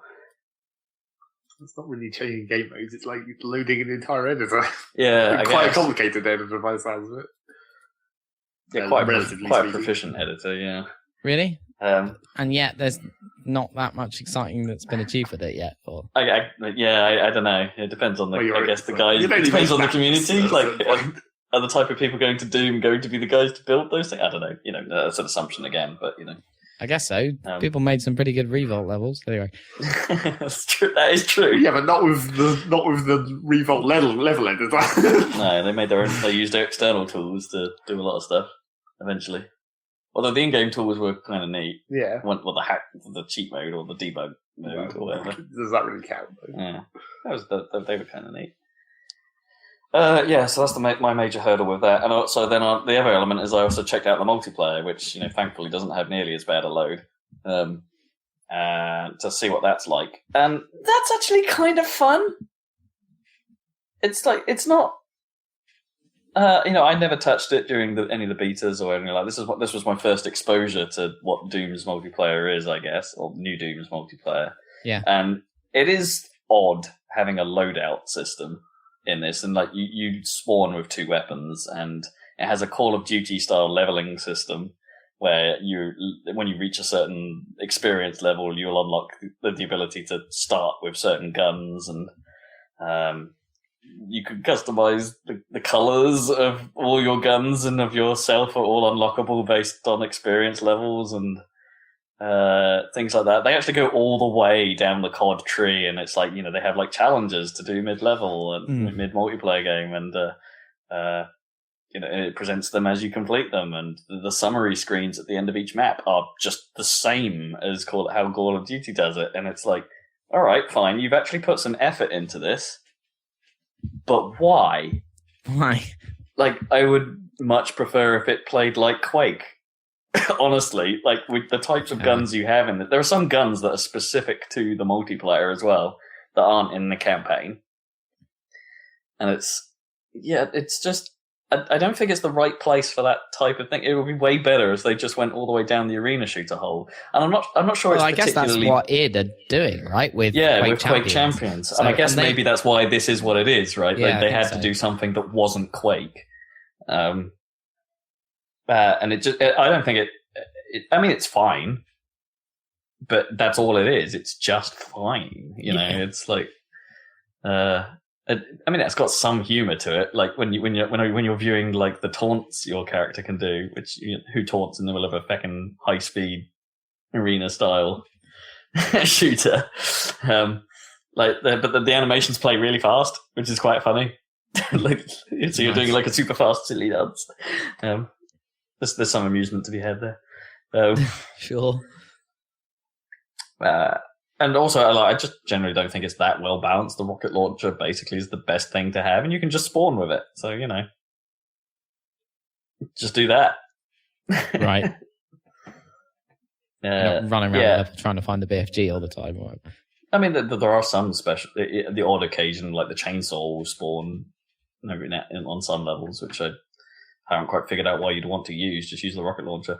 It's just a bit of that to it. It doesn't feel like it's terribly thought through. And interestingly enough, in the credits for the game, do you remember Battle Cry? No. Well, it hasn't come out. It's that Bethesda team-based shooter, that was sort of announced at the same time as things like Battleborn and Overwatch were becoming known. Right. And supposedly a bit more melee focused. Has looked terrible every time we've seen it. Right. The studio behind it has been working on maintaining and doing the DLC for Doom multiplayer. Right, that makes sense. So Battlecry Studios are doing other things other than making Battlecry. So maybe Battlecry is not being made right now? Couldn't say. Don't know. But yeah, Doom's cool. Play the campaign. The rest of it you can sort of leave. Honestly. But it's still worth it for the campaign. The campaign's cool. What else have I been up to? Not a great deal, to be honest. While I was out in Germany, I finished Zelda finally. Oh, good. So there really wasn't anything. You just did that one boss that you just hadn't got. I just hadn't done. Yeah, I just did it, and it was easy. Yep. Cool. It's one of those classic things. You leave it for a while, you come back to it, and go, "Why did I find this so hard?" The first time I did it, and it's like, yeah, it was easy. And it just sort of ends. That was fine. And I needed something else to do, so I from my humble Friends of Nintendo bundle, I put a game on my system called Nano Assault EX, which is developed by Shin'en Multimedia, who have recently come into my favour thanks to Fast Racing Neo. So it's like, let's see what these guys can do on the DS. And it turns out they can make a twin-stick shooter with some on-rails sections that play out. It's kind of okay. Nothing particularly amazing about it. It looks good for a DS game. It's a little bit framey, but it looks good. There's some nice effects going on, and the 3D is nice. And it was one of those games that seems to have been designed for the Circle Pad Pro. Oh yeah. So and I'm playing on a new 3DS, so you don't need that. But there's an interesting sort of compatibility layer going on there somewhere, where it's like the device goes, "Hey, do you want to connect the Circle Pad?" And I'm like, "Sure." And it goes, "All right, I found that. Let's go." And then you use the little stub to be your right stick to shoot kind of thing. And during the 3D on rail sections, it's like you can move your aiming cursor separately from where your ship is to avoid bullets and things. And it's like, yeah, that game's all right.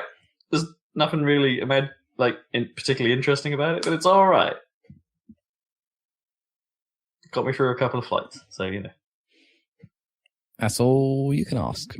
Yeah, I might just finish it off. I think I got most of the way through it. So yeah. Apparently that's not the first one of those they made. There's been two of them. They made a Wii U upgraded version, which apparently is quite pretty. And there was a previous version which I think may have... Oh, it was a retail version, the non-EX version of Nano Assault. So there's more stuff in this version. But there you go. There was that. Probably about it, really. I mean, I guess with the Cambridge guys, I was playing Gauntlet on the PS4. I think it was last year they put out a sort of new take on Gauntlet. They keep trying to put out new takes on Gauntlet for some reason. Yeah.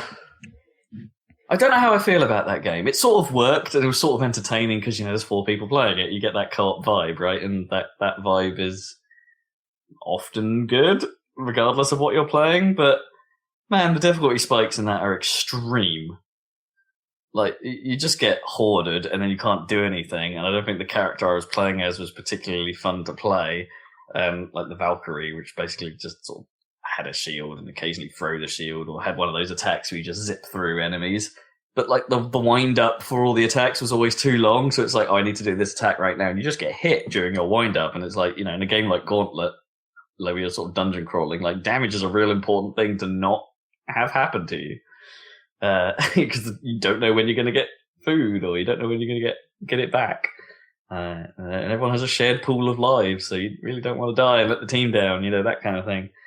And there's just one mechanic that whenever it occurs just means you're going to lose all your lives, like right now.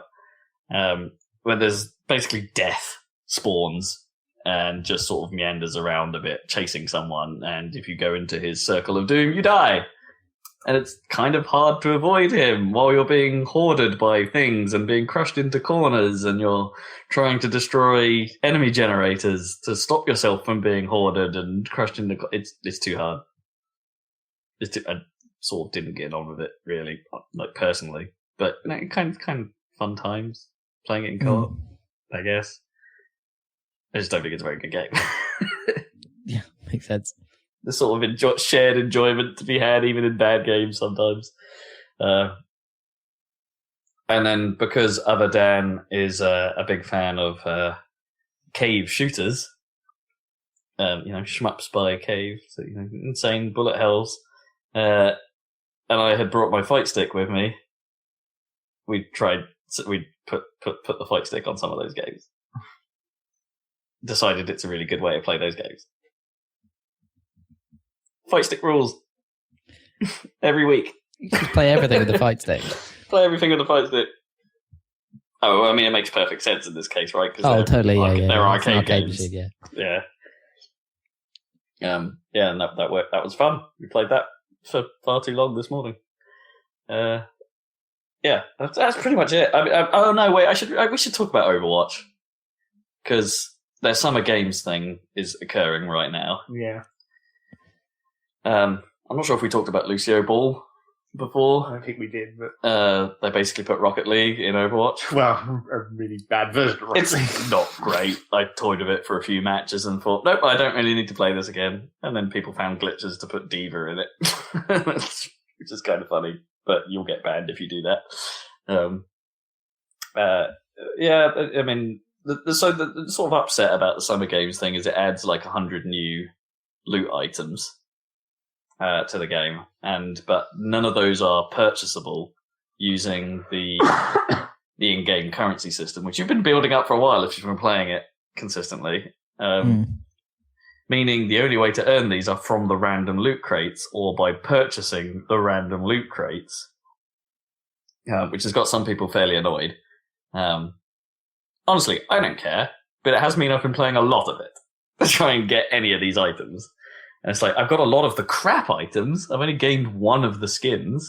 Well, the fact that you even have one of the skins is fairly surprising. Like, here's 100 items, about 3 of them are skins. Yeah, it's like 4, maybe 5 skins and a few celebrations, like highlight reel intro things, and a couple of emotes.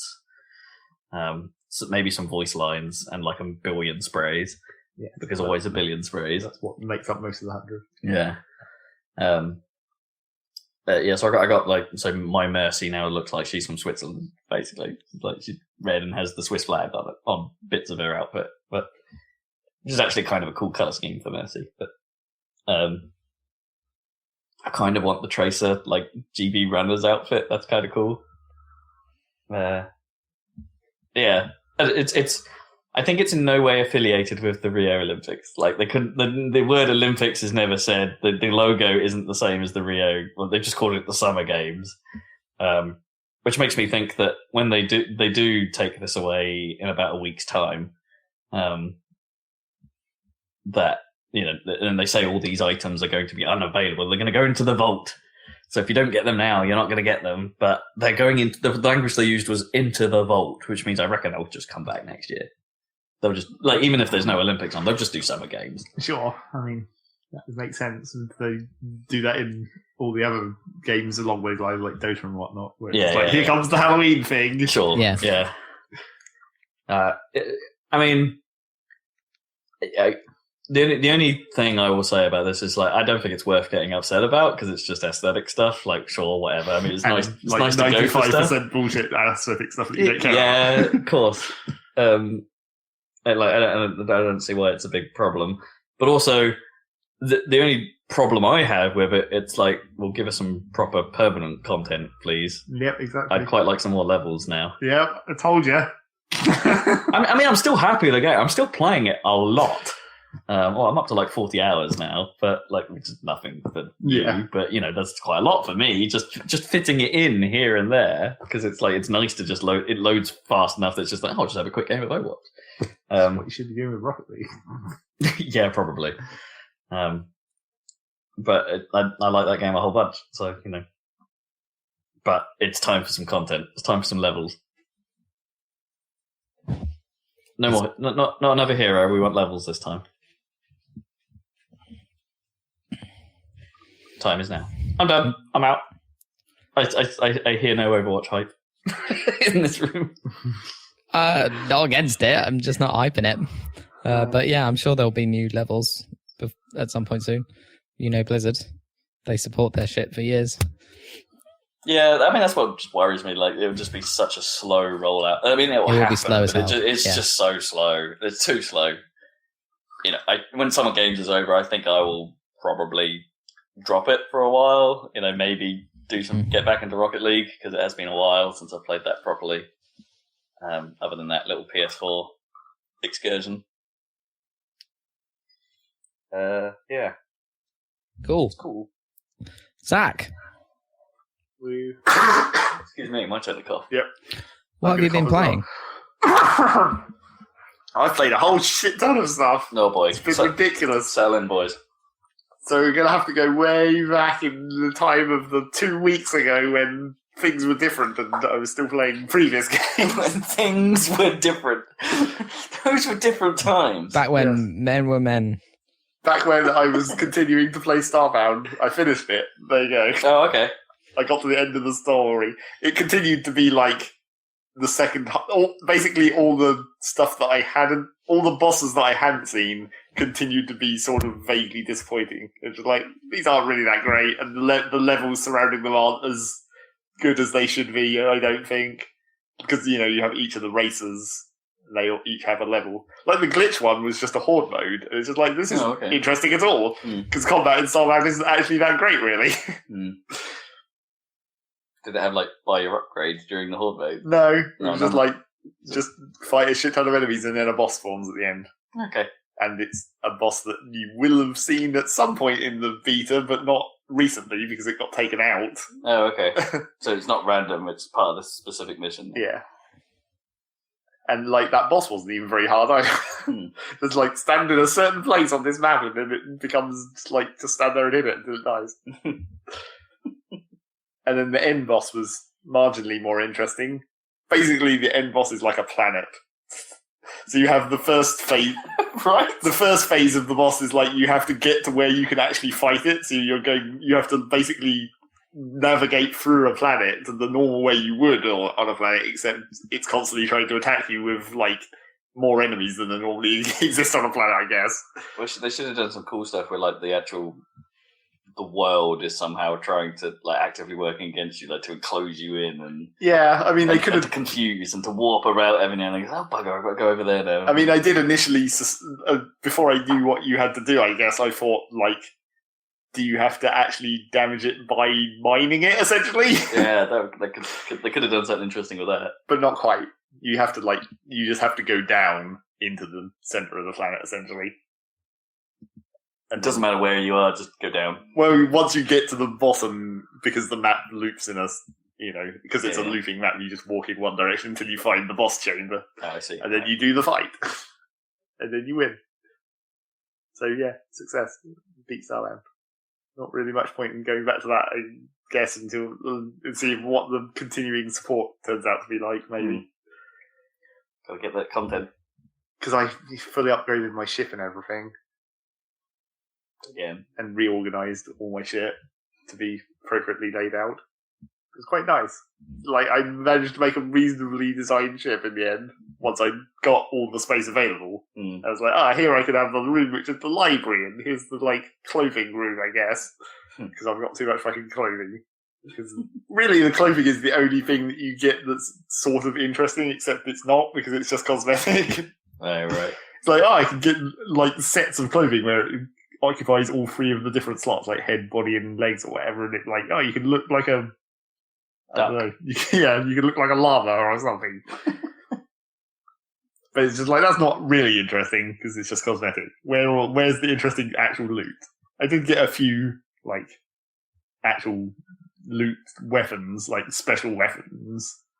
And, they're sort of cool, except not as powerful as the weapons you can make, and not common enough that you feel good about getting them. It's like 1 in every 10 planets, maybe you'll find a singular uncommon weapon. Not enough.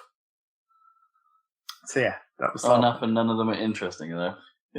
Well, none of them are powerful enough either. Right. Like, I had one, like, probably the most interesting one that I got was like, it's a weapon that's like a special gauntlet that creates like 3 floating spheres, and you just like throw the spheres out kind of like a boomerang, like a short range boomerang. It's like, that's cool. And then like if you right click, they turn into a shield.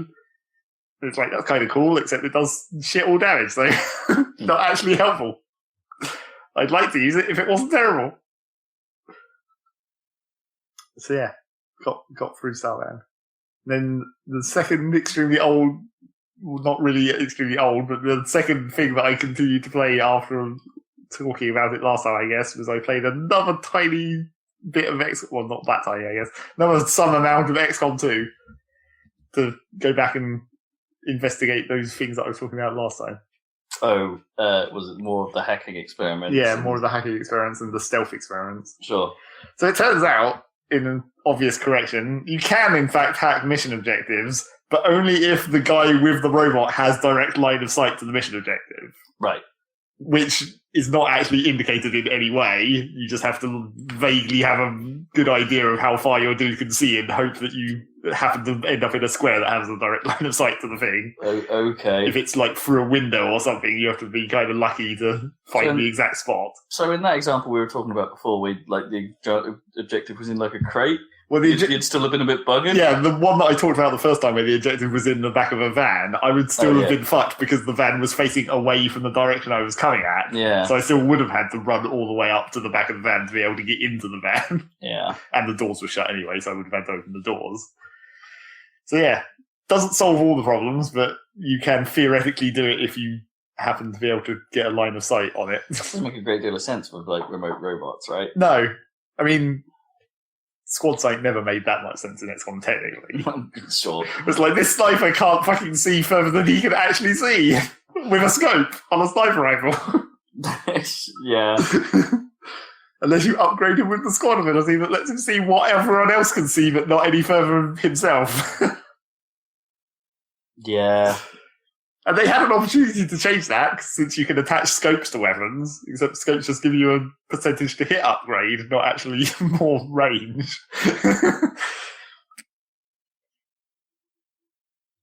So yeah. And I also tried the, like, stealth guy experiment, like the guy who remains cloaked when the rest of the squad is revealed. Oh, okay. Tactic. And see if you can run him behind. And that sort of worked. I managed to keep that guy cloaked all the way to the mission objective, but on this specific map where I did it, which was a different map to when I was originally experimenting, but like on this specific map, he got to the mission objective basically and there weren't any enemies in the way. So anyone could have done that run. No, right. You could have just taken the same route and been fine. Yeah. I mean, so still more work to do, but I mean, technically, the rest of my squad were killing guys, and he did slightly go around them, but the rest of my squad had killed those guys and then moved up in time that they could have just got the mission objectives themselves. I didn't have to have the stealth guy going ahead of them, essentially. So yeah. So yeah, more experiments to do on that front. Well, more like things that potentially could work, but are kind of too situational. And it's like it's a matter of like randomly generated maps where you don't know in advance whether that's going to be useful. Like, you don't know in advance whether the mission objective is going to be inside a building with no windows, so you won't be able to get line of sight on it. So you don't know whether you're going to be able to do that. Yeah. Just fly over where you're landing. Well, just once. Surprise, that's a mod. Oh, is it? Yeah. Gives you an aerial overview of the map before you start the mission. Smart. That's smart. So yeah, and I had a couple of like interesting moments happen. I got the achievement for killing a sectopod on the first turn you encounter it in a completely ridiculous way. Okay.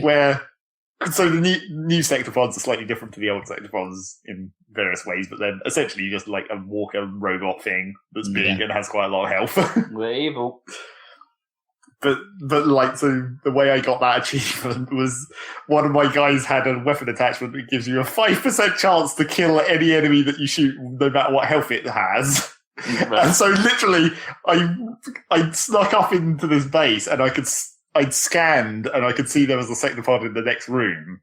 And all my guys had moved up and the sectopod hadn't been alerted and the other enemies that were with it hadn't been alerted. And I was like, okay, so now I'm going to open this door and then everyone's ready with Overwatch and stuff. Yeah. And so I open the door and the sectopod walks out. The first guy with Overwatch is the guy with the 5% chance to kill it. And it just murders it in one shot with a shotgun from across the room. It was like, well, okay then. Nice. Solved that sectopod problem quite quickly. That's a good way to do it. Awesome. That's when the percentage chance goes in your favour. Sectopods in the last mission of the last game being that's the biggest pain in the ass of the whole game. That'll be interesting to see how this game completely fucks you at the end. Yeah. I've also come across the new version of the chrysalids, which are like, they've been severely nerfed. No, really? They were terrifying in the last one, weren't they? Yeah. No one wanted a zombie teammate. I mean, they do kind of still suck, but they seem to do a lot less damage for a start when they actually get into melee range. They don't have much health compared to a lot of the other enemies around. Their main advantage now is that like they seem to mostly always come in like groups of 3, which is, that's a lot of enemies technically. And also they can burrow, so they can like hide and then spring out when you walk up close to them. That sucks. But you just scan, and then it's fine. I guess the scanning is a new thing, right? And also, I finally got the ship upgrade that basically tells you what aliens are in a mission ahead of time. Okay. So that's actually useful. We just like, chrysalids, I better make sure I bring my scanners. Yeah, that wasn't in the first game, was it either? Maybe, I don't really remember. I don't remember it. But... I think there was some kind of upgrade that like gave you more information before the start of the mission. I don't remember specifically what it said, though. Yeah, maybe I just didn't pay attention to getting it. I don't know.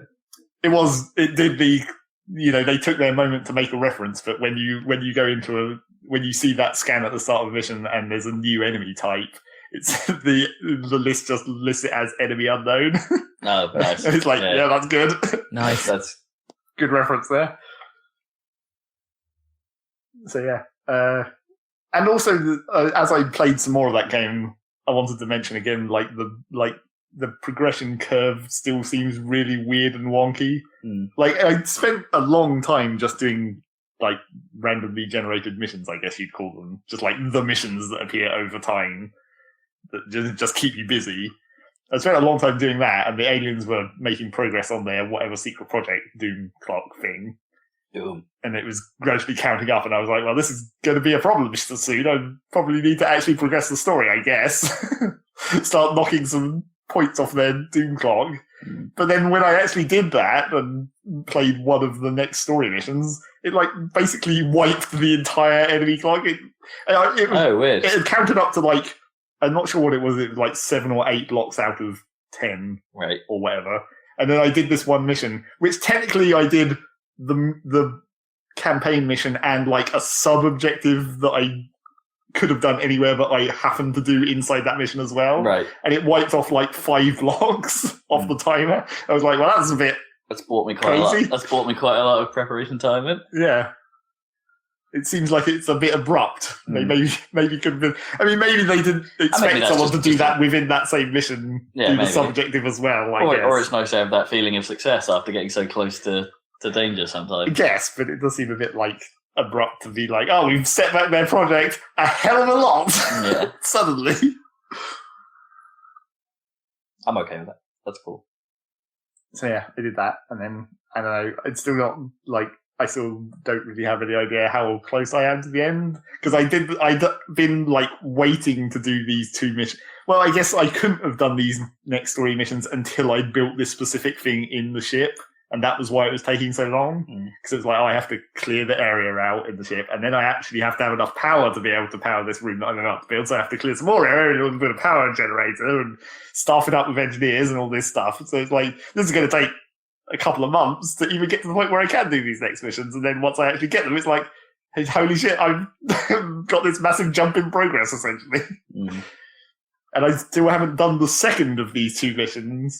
It's kind of weird because, like, it initially seems like a sub-objective where you have the main objective, which seems to be, and the main storyline, I guess you call it, sort of, which is like the aliens are abducting people even though they've already taken over the Earth or whatever, and then they doing some genetic experiments and some other bullshit. So you follow that and you like invade alien secret bases and steal vials of mystery substances, mystery fluid, and all that kind of stuff. And then like it starts off as a sort of a sub-objective, but then there's the like you're hacking into the alien computer network essentially, which manifests as like a physical thing. It's basically like a sort of Tron dude, I guess. Like it just pops out of nowhere and it's like this glitchy computer thing, but it also has a brain inside it that you can hack, and then it falls out as a physical brain after you kill it. Okay. So there's that, and you hack those, and that leads you on this other like side. It's Syndicate. You're playing Syndicate, I guess. That leads you on this other side quest to like find out where those come from, like find where the alien mainframe is, I guess, and then you find like a weird portal to another planet and some other stuff. And I'm like, which of these is actually the main story? I can't tell because these are both progressing. They both progressed at like exactly the same rate, maybe just because of the way I've been playing.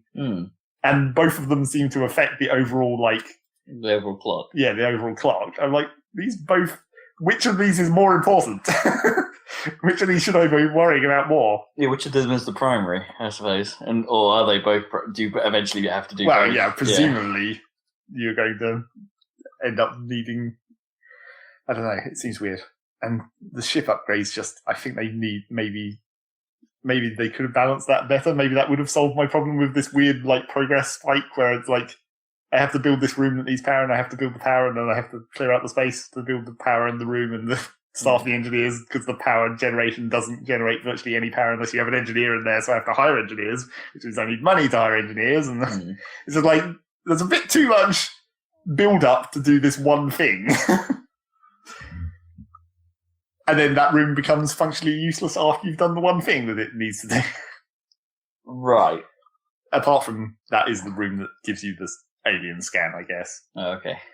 That's its non-story function, I suppose. Yeah. Oh, so there's sort of a reason to keep it around rather than just demolish it and use the room preserve. I'm not actually sure you can demolish rooms. Oh, right. Which is also weird because, like, what if I'd already filled up all the space before I even did this? Would I have been fucked? Or is it not possible? Or have I just not seen the option to demolish rooms? I don't know. There's like some UI that I haven't noticed. That would be odd. That would be a fairly nasty lose condition. It's like we can't build. You've got no room to build the thing that you need to. Yeah, it seems like the amount of space you have is quite constricted to like. I'm not sure I could have built much more than I did because of the way you need so much power to power all these rooms.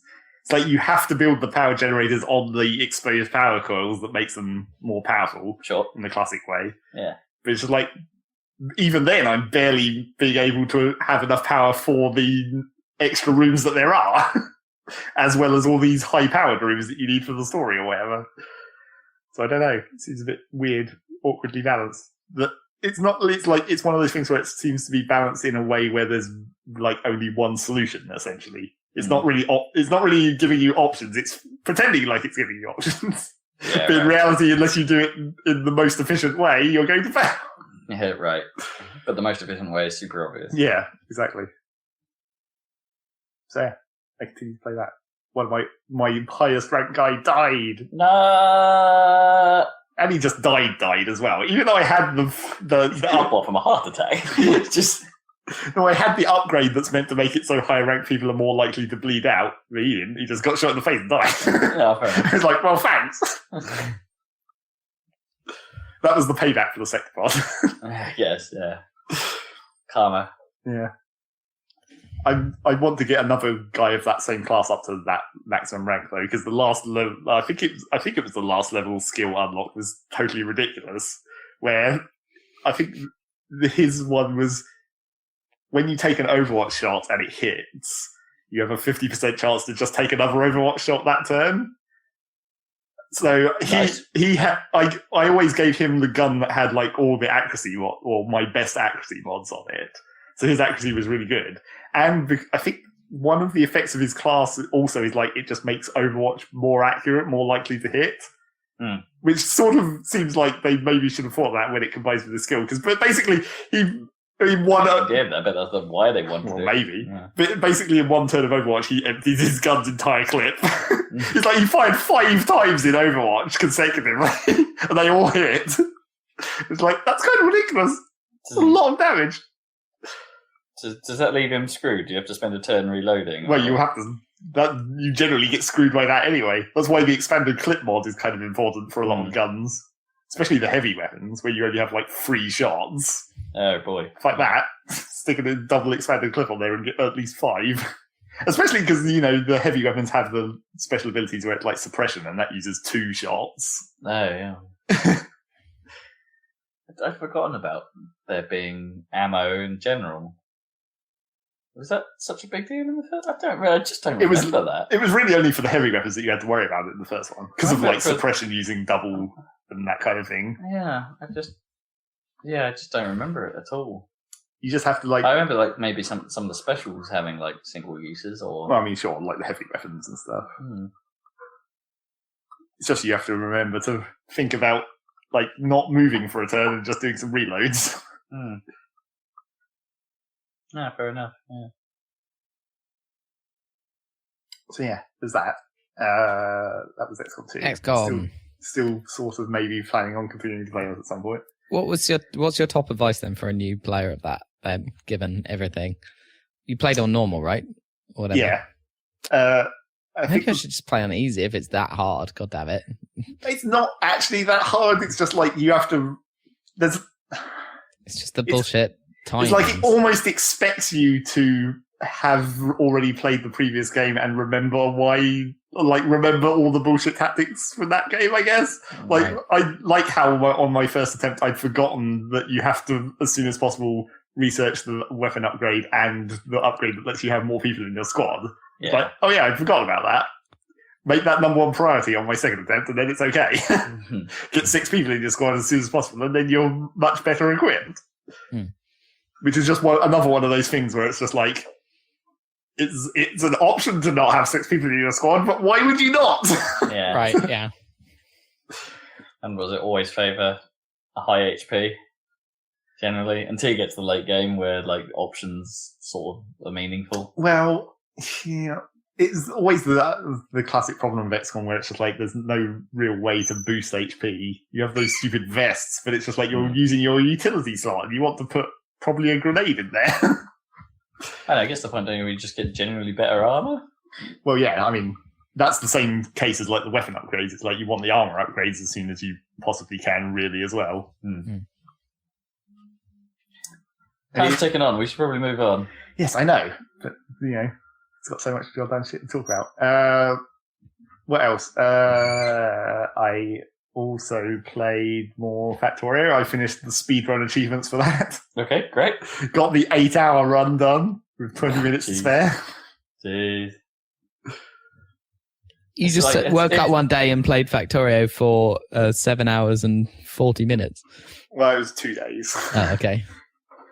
Sounds like you saved mid-run at least. Yeah. Oh, that was the thing I should say about Doom. I tried its Ultra Nightmare mode. Yeah. It's fucked. So hard. I can't get past the first encounter. No surprise, really. It's so hard. Hence the name. Yeah. Well, I mean, like regular nightmare mode is that difficult, but you can save. Yeah. Which is of no use to me. I can't get past the first bloody bit.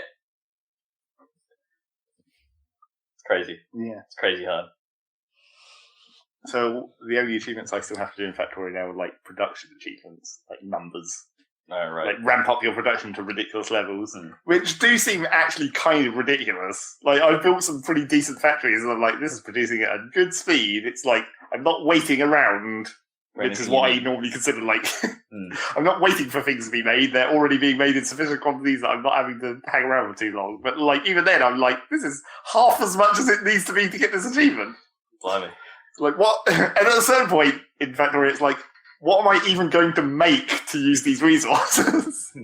I mean, I guess you just launch rockets as fast as you fucking can, which is the only like major resource sink in the end game. Like after you've done all the research, you're not spending resources on making the research. So the only thing you can do that's like just a pure resource sink is just more rockets.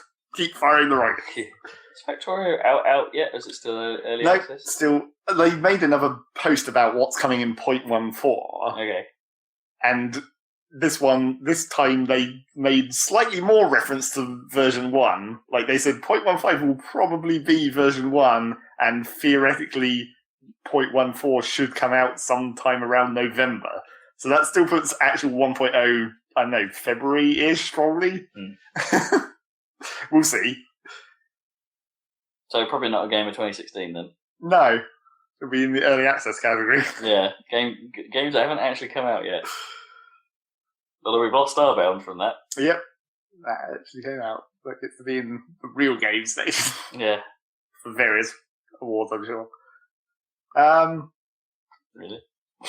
I'm sure there was one more thing, but thinking about Factorio reminded me of the last thing we need to talk about, because I literally, as I finished the speedrun, it was 6 o'clock on Friday, and that's the day when the game came out on Steam. It was actually really convenient. I was like, oh, this is perfectly timed. It's a fairly notably high-profile release.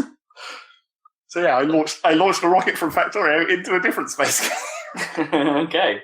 Very casually. Brand crossover. Yep. The space brand. Yeah, space brand. The generic brand of space. Yep. So yeah, No Man's Sky came out, and it was time to play that, I guess. So it's a bit more fanfare on that announcement. Fortunately, it was only like a 2 gig download, so that didn't even take long either. So how did the initial white screen grab you? Well, it confused me. Okay, so you're one of the many then, because that was the news story I skipped over earlier. Like a large number of, specifically the PlayStation users, because this news came out before the PC version had happened. I don't know why it confused PlayStation people as much. Well, because basically all it says is it says initialize on screen. Yeah. And then there's the picture of the square button. I think. The button you have to push. So players pushed it. Yeah. The screen goes white, and then nothing happened for them, because what it's actually trying to tell you is to hold the button down and things happen. Well, it doesn't disappear. Apparently on PS4 it did. Like, if you just pressed it, like, the screen was just white and nothing else happened. It's like, that sounds like something that shouldn't have got through play testing. Well, the icon stays in the middle of the screen, but it's just like, to even know that you have to hold it down, it's like, it needed not just to be the icon, it needed to be the icon with the ring, because the ring only appears once you start to hold down the button. And like, if it just had like a fake outline of a ring or something around it, or like a little arrow showing a circular motion or something, no, just needed a marginally better icon. The news posts I was reading were saying that basically the screen was just white, and people assumed the game was doing some installation or some downloading. Well, it also might have been, because I'm not entirely. No, I think it generates the universe before that point.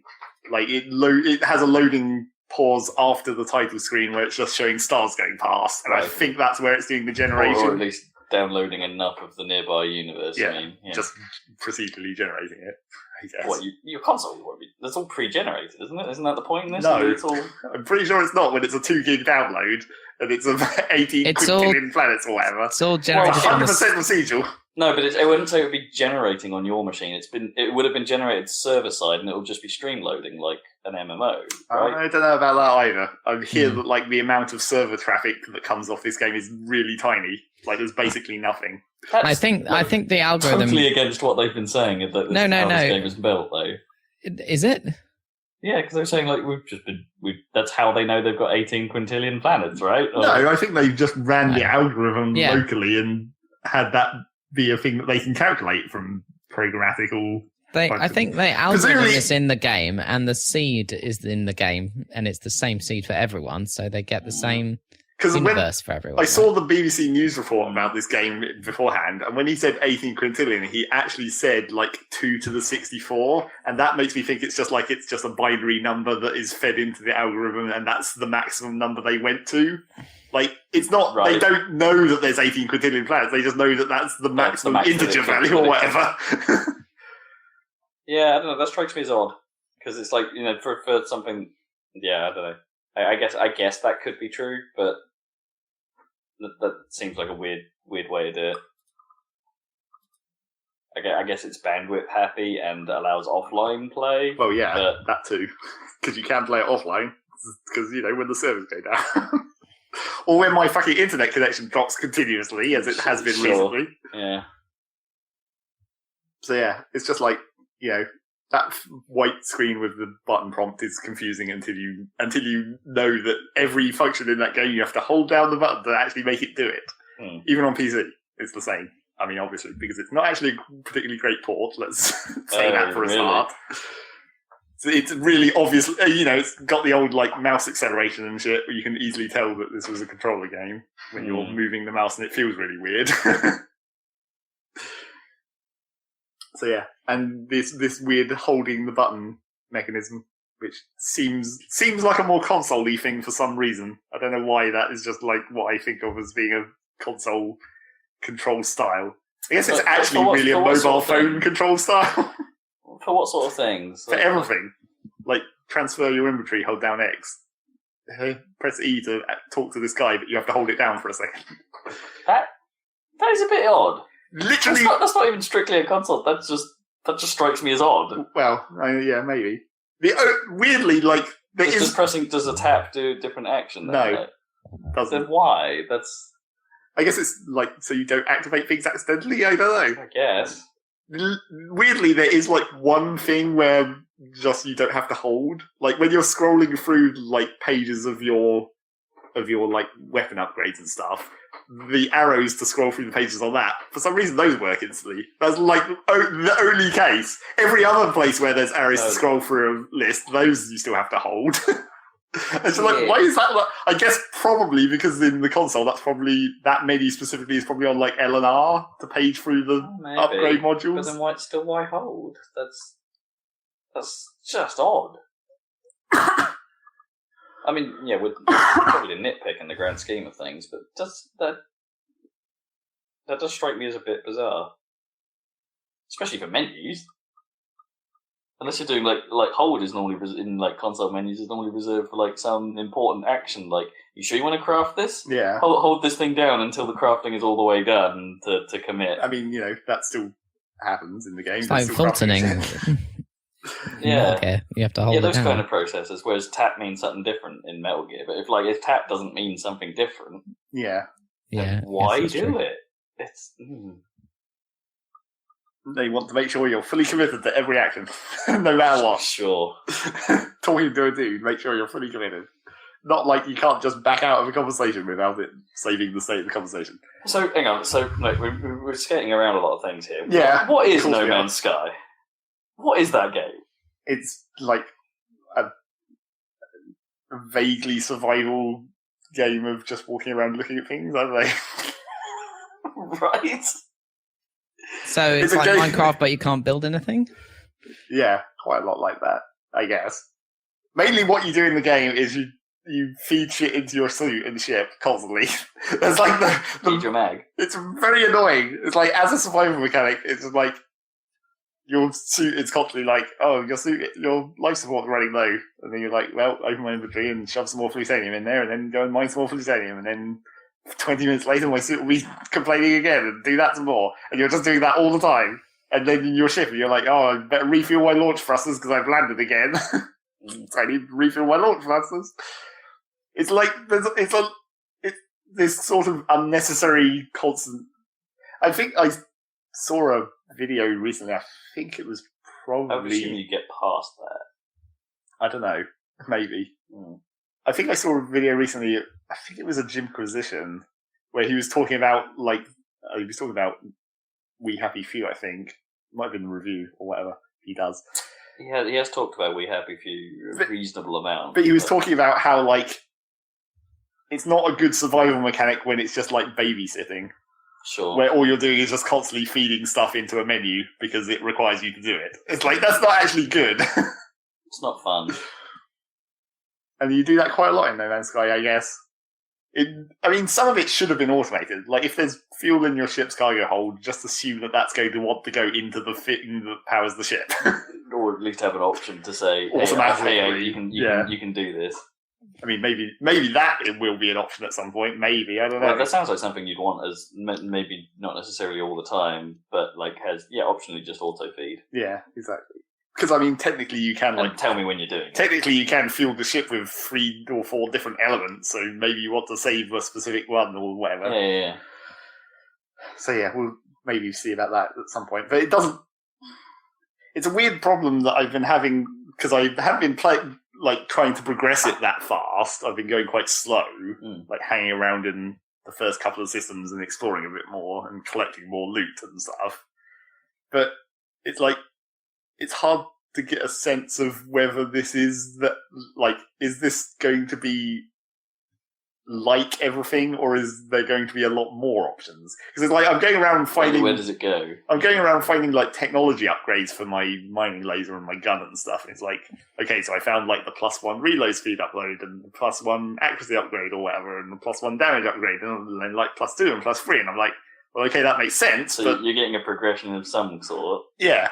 But is it just going to be like, am I going to be getting like +7s and +8s, or is that actually going to be something new and different at some point? So you found anything weird and wonderful on any planets? Or are they like a bit like Starbound? Well, yeah, they're a bit like Starbound, really. It's like... Is this basically just large budget Starbound? Maybe. Because I think the problem with it is that, like, it's simultaneously too procedural and not procedural enough. Right. Where, like, the planets, the, like, actual terrain is, like, too procedural, by which I mean, I think, like, they needed to, like, reduce the density of the procedural function or something, because it's, like, it's just, like, random rocks and shit sticking up all over the place, and it's just, like, it's not... Doesn't look like a nice landscape, you mean? Well, it's, like... Does it create beauty? It's scaled to, like, it's not repeating because it's procedural, but it's like you feel like the repeatingness of the planets is scaled into too small of an area. It's like, oh, here's another arch, and here's another arch, and here's another arch. But that's just how this planet is, and it's the same over the whole planet. It's like you can't like get in a ship and then like fly 2 minutes and be in like the mountains, because the mountains are vaguely the same as everywhere else. They're just slightly higher up. So basically, planets end up being the same sort of topology, I guess. You'd call it, like over the whole surface of the planet. And like which I guess the makes scale sense, of it, you might only land on a little bit of it. But then like the scale of it feels too small. Like you can just walk. It doesn't take long before you've seen something you've seen before.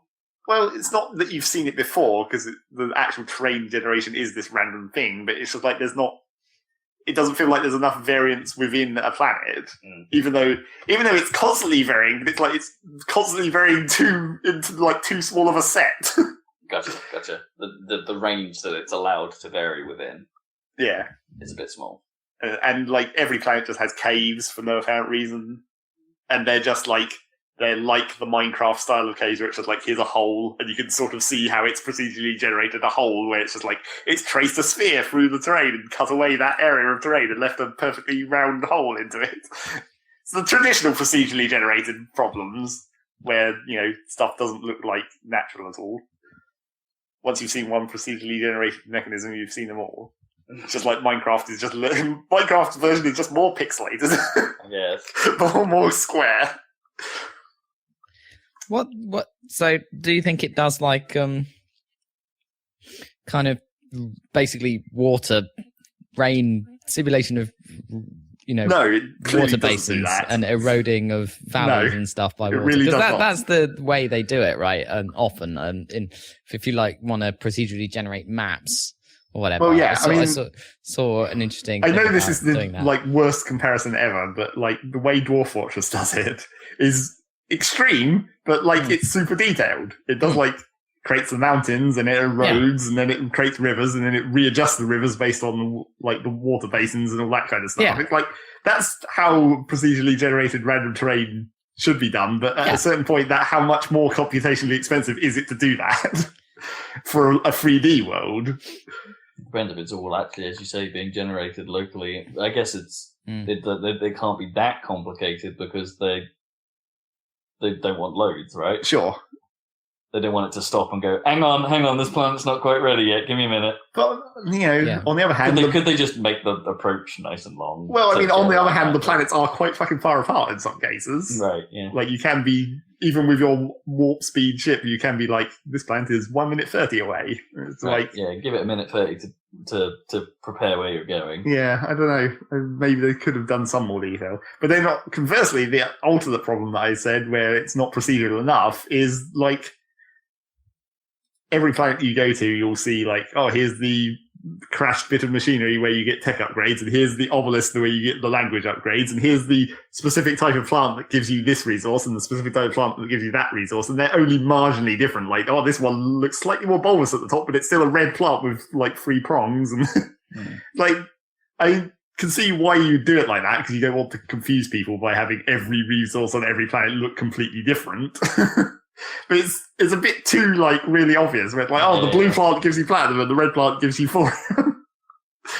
To some extent, yeah, I agree. But, like, do the plants at least change in form? But like, barely. Because they're like, red. not really. It's just like, this plant is a bit more bulbous on top, but it's still the red bulbous plant. And the same kind of thing applies to the creatures, too. Like, the first 2 or 3 planets I went to, it like, oh, here's the thing which has... huge front legs and tiny rear legs and looks kind of like a deer for no reason. Like that body shape gets repeated and with like just different spines and horns and stuff. Or the little crab monster. So I've seen several of them. So yeah, I don't know whether that's just because I haven't progressed. Like, that it's just showing. Does it get more? Yeah, does it get more complicated or different as you progress inwards? Maybe. It's potentially possible. So you'll find out. In 2 weeks, you'll know. Well, maybe. The trouble is that there's also bugs that have kind of put me off playing anymore. Oh, boy. Well, anymore for now. Not put me off playing it. I'd quite like to continue playing it, but there's a bug where when you go to a planet and you scan the life forms and you can upload the scans, you can name them if you really want to, but Jesus, if you're going to name every goddamn animal on every planet, that's going to take a fucking long time because... Yeah, right. And you're also going to have to be quite inventive to come up with all these names. Well, you just want to name the funny ones. Yeah, but they're so similar that they're not funny. That's the trouble. But yeah, so you can do that. But then once you scan all the animals on a planet, you can do a special upload. There's a special button that unlocks in the menu that like upload the whole set for bonus money or whatever. And there's just a bug at the moment where like that just gets stuck and you can't do it any longer. Oh. And there's also like an actual progression. I guess you call them sort of achievements or goals or whatever. Like there's a various like stats that it tracks, like, oh, how far have you walked? And then that levels up over time. But there's one of those for completed planets. And it's like, well, I've got one, but I can't get any more because it's got stuck and won't let me upload anymore for no apparent reason. Connection went down?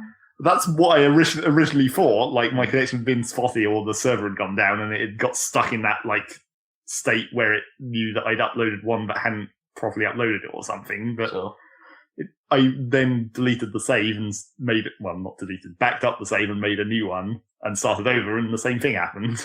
And I'm pretty sure the server was online that time. And your connection didn't go and my connection was fine during your play.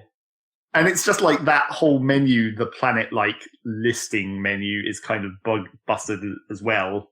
You know, sort of related bug, I guess, where like as you mouse over the list, it's supposed to show the information of the planet you're mousing over, but it actually just shows you the information of the planet you're on, regardless of what you're mousing over. So you have to click on the planet in the list to highlight it, and then it shows that planet's information. And that includes like the upload box and the creatures and all that stuff. So that maybe when they fix that, it will fix the upload problem. Like maybe it's that because that menu's not properly updating for the right planet. Maybe that's why it's got stuck. I don't know. hopefully they'll fix it. It's just. Do you reckon this might be server load related? No, it does seem like an actual local kind of bug in the programming. I just wonder what it's like on PS4, because I'd think a bug like this where it's affecting that specific like progress tracking achievement. That seems like quite an important bug. So if it's not broken on the PS4 and it is broken on the PC, that would maybe make it even more likely that it is some kind of bug that they've just messed up when they were converting it to the other system or whatever. Yeah. So yeah, that's kind of annoying. It kind of makes me not want to progress when I can't progress. You can't progress. Yeah. That's kind of serious. We always knew that this game was going to have hype problems, right? That it was never going to deliver on the possibilities that we've been left to imagine. Well, yeah, and that was the problem that we've been left to imagine. None of us believed any of that. Not that it wouldn't. We're all smart enough to know that. Yeah. But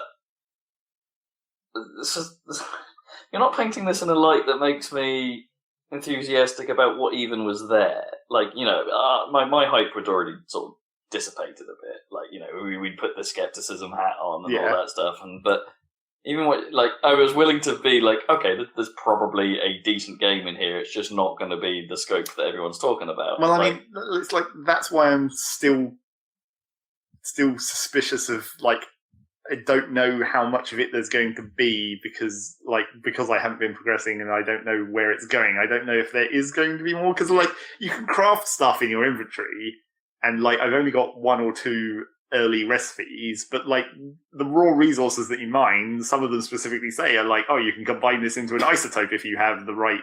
If you have, or combine it with other elements if you have the blueprint. And I'm okay, so you're going to find additional blueprints at some point that let you turn base materials into more advanced materials and then presumably use those to craft other stuff. It's so there's places it could go, but I don't know if it's going to. Well, it sounds like there's definitely a level, at least, of more complexity. And I mean, I have just been kind of liking just flying around and getting even the basic stuff. It's I quite like the way it, and this is maybe something that's only going to be cool right at the start, but I do kind of like finding the language. Like when you're on a planet that has one that belongs to one. I guess all the planets belong to one of the alien races, they just do. But you find the monoliths that teach you a word of the language, a random word of the language. And then if you talk to one of the aliens, normally it just is a bunch of random garbage. But if you know one of the words from getting it in translation, it shows that word. And then by being able to see more of the words of what they're saying, that lets you actually work out what they want you to do in response. Oh, so you reckon there'll eventually be a bit of a quest system, but you need to know enough to maybe to start on it. But it's still kind of cool, even just at this point, where it's this guy said attack, so I know I need to give him ammo and not bandages or something. Well, you could try, yeah. So it's when you start getting enough words that you're I can actually interpret what this guy's saying and know what the right response is, rather than just sort of guessing from the body language description or whatever. Right, yeah. That's kind of cool, kind of. Oh yeah, I wonder if that goes interesting places. I'd like to hope it does. Although again, also kind of does but suck. But then am I falling into the hype hole? Also, again, does kind of suck when there's I know there's at least 3 alien races, and I've pretty much only been focusing on one, and I've got 50 words of that language, and I'm still only, every time I talk to someone, I'm seeing 2 or 3 words. I'm that's going to suck if I have to do this for every race to have any chance of understanding all 3 of these races that I know of. I think that's a neat mechanic. It is a pretty neat mechanic. Yeah. I mean, that reminds me of, the Final Fantasy X Albed language. That was kind of cool. Yeah. And it plays into some of the stuff that's not even talking to alien. Well, I mean, again, this might be a thing that gets more complicated later on, but at the start, it's kind of generic where you're when you're activating a beacon, and it's solve this math problem to find out where the beacon points to. Right. And it's just this is times 2 minus 1, so the next number must be this, and then you put it in, and then that's how you solve the puzzle. It's well, that's fine and all, but that's not going to be interesting after the first 20 or 30 times. Derp. So yeah, seems like it might go places, but maybe it won't. Don't really know. But I'm not going to find out for a while, apparently, because I want some patches. And also, I guess we should very briefly mention that everyone was super pissed because it didn't work for a lot of people, because apparently, as it turned out, like, the recommended specs were sort of wrong because they were sort of just guesswork. Quite low, aren't they? Like they're what they reckon the I don't know if it was the minimum or the recommended, but like the numbers they quoted seemed fairly low, like a GeForce 400 series or something. Or well, I mean, I expect if you turned it all the way down, then maybe it could run on quite low systems. Maybe. But like the thing about it was that supposedly those sort of specs were sort of guesswork on the part of the devs, and they didn't fully check whether certain things supported certain other things. Like, it requires this certain version of OpenGL, but the minimum spec card that they initially said didn't support that version of OpenGL, and it's like they just hadn't checked the compatibility properly. Yeah, okay. So that pissed off quite a lot of people, as you would imagine, when it's like, oh, this game doesn't fucking work for me because I'm running this specific architecture or whatever. And you didn't check that beforehand to tell me that was the case. Like, oh, it doesn't support Intel GPUs because what the fuck does support Intel GPUs? But are they actually going to be powerful enough to do that? Yeah. Well, there's sort of, yeah. In fairness, some of those more modern Intel processors are actually getting fairly reasonable. Yeah, but yeah, so that was just like, and in that vein, I think they made a classic dev mistake of releasing on a Friday. Right. If you release on a Friday and you're not willing to come into work for the next 2 days, then you're basically going to have 2 days of people shitting on you for it being broken. That's a pretty bad idea. Always a bad idea. Never deploy on a Friday. Somewhat reluctant to deploy on a Thursday. Yeah, exactly. Leave yourself plenty of time to solve all these problems.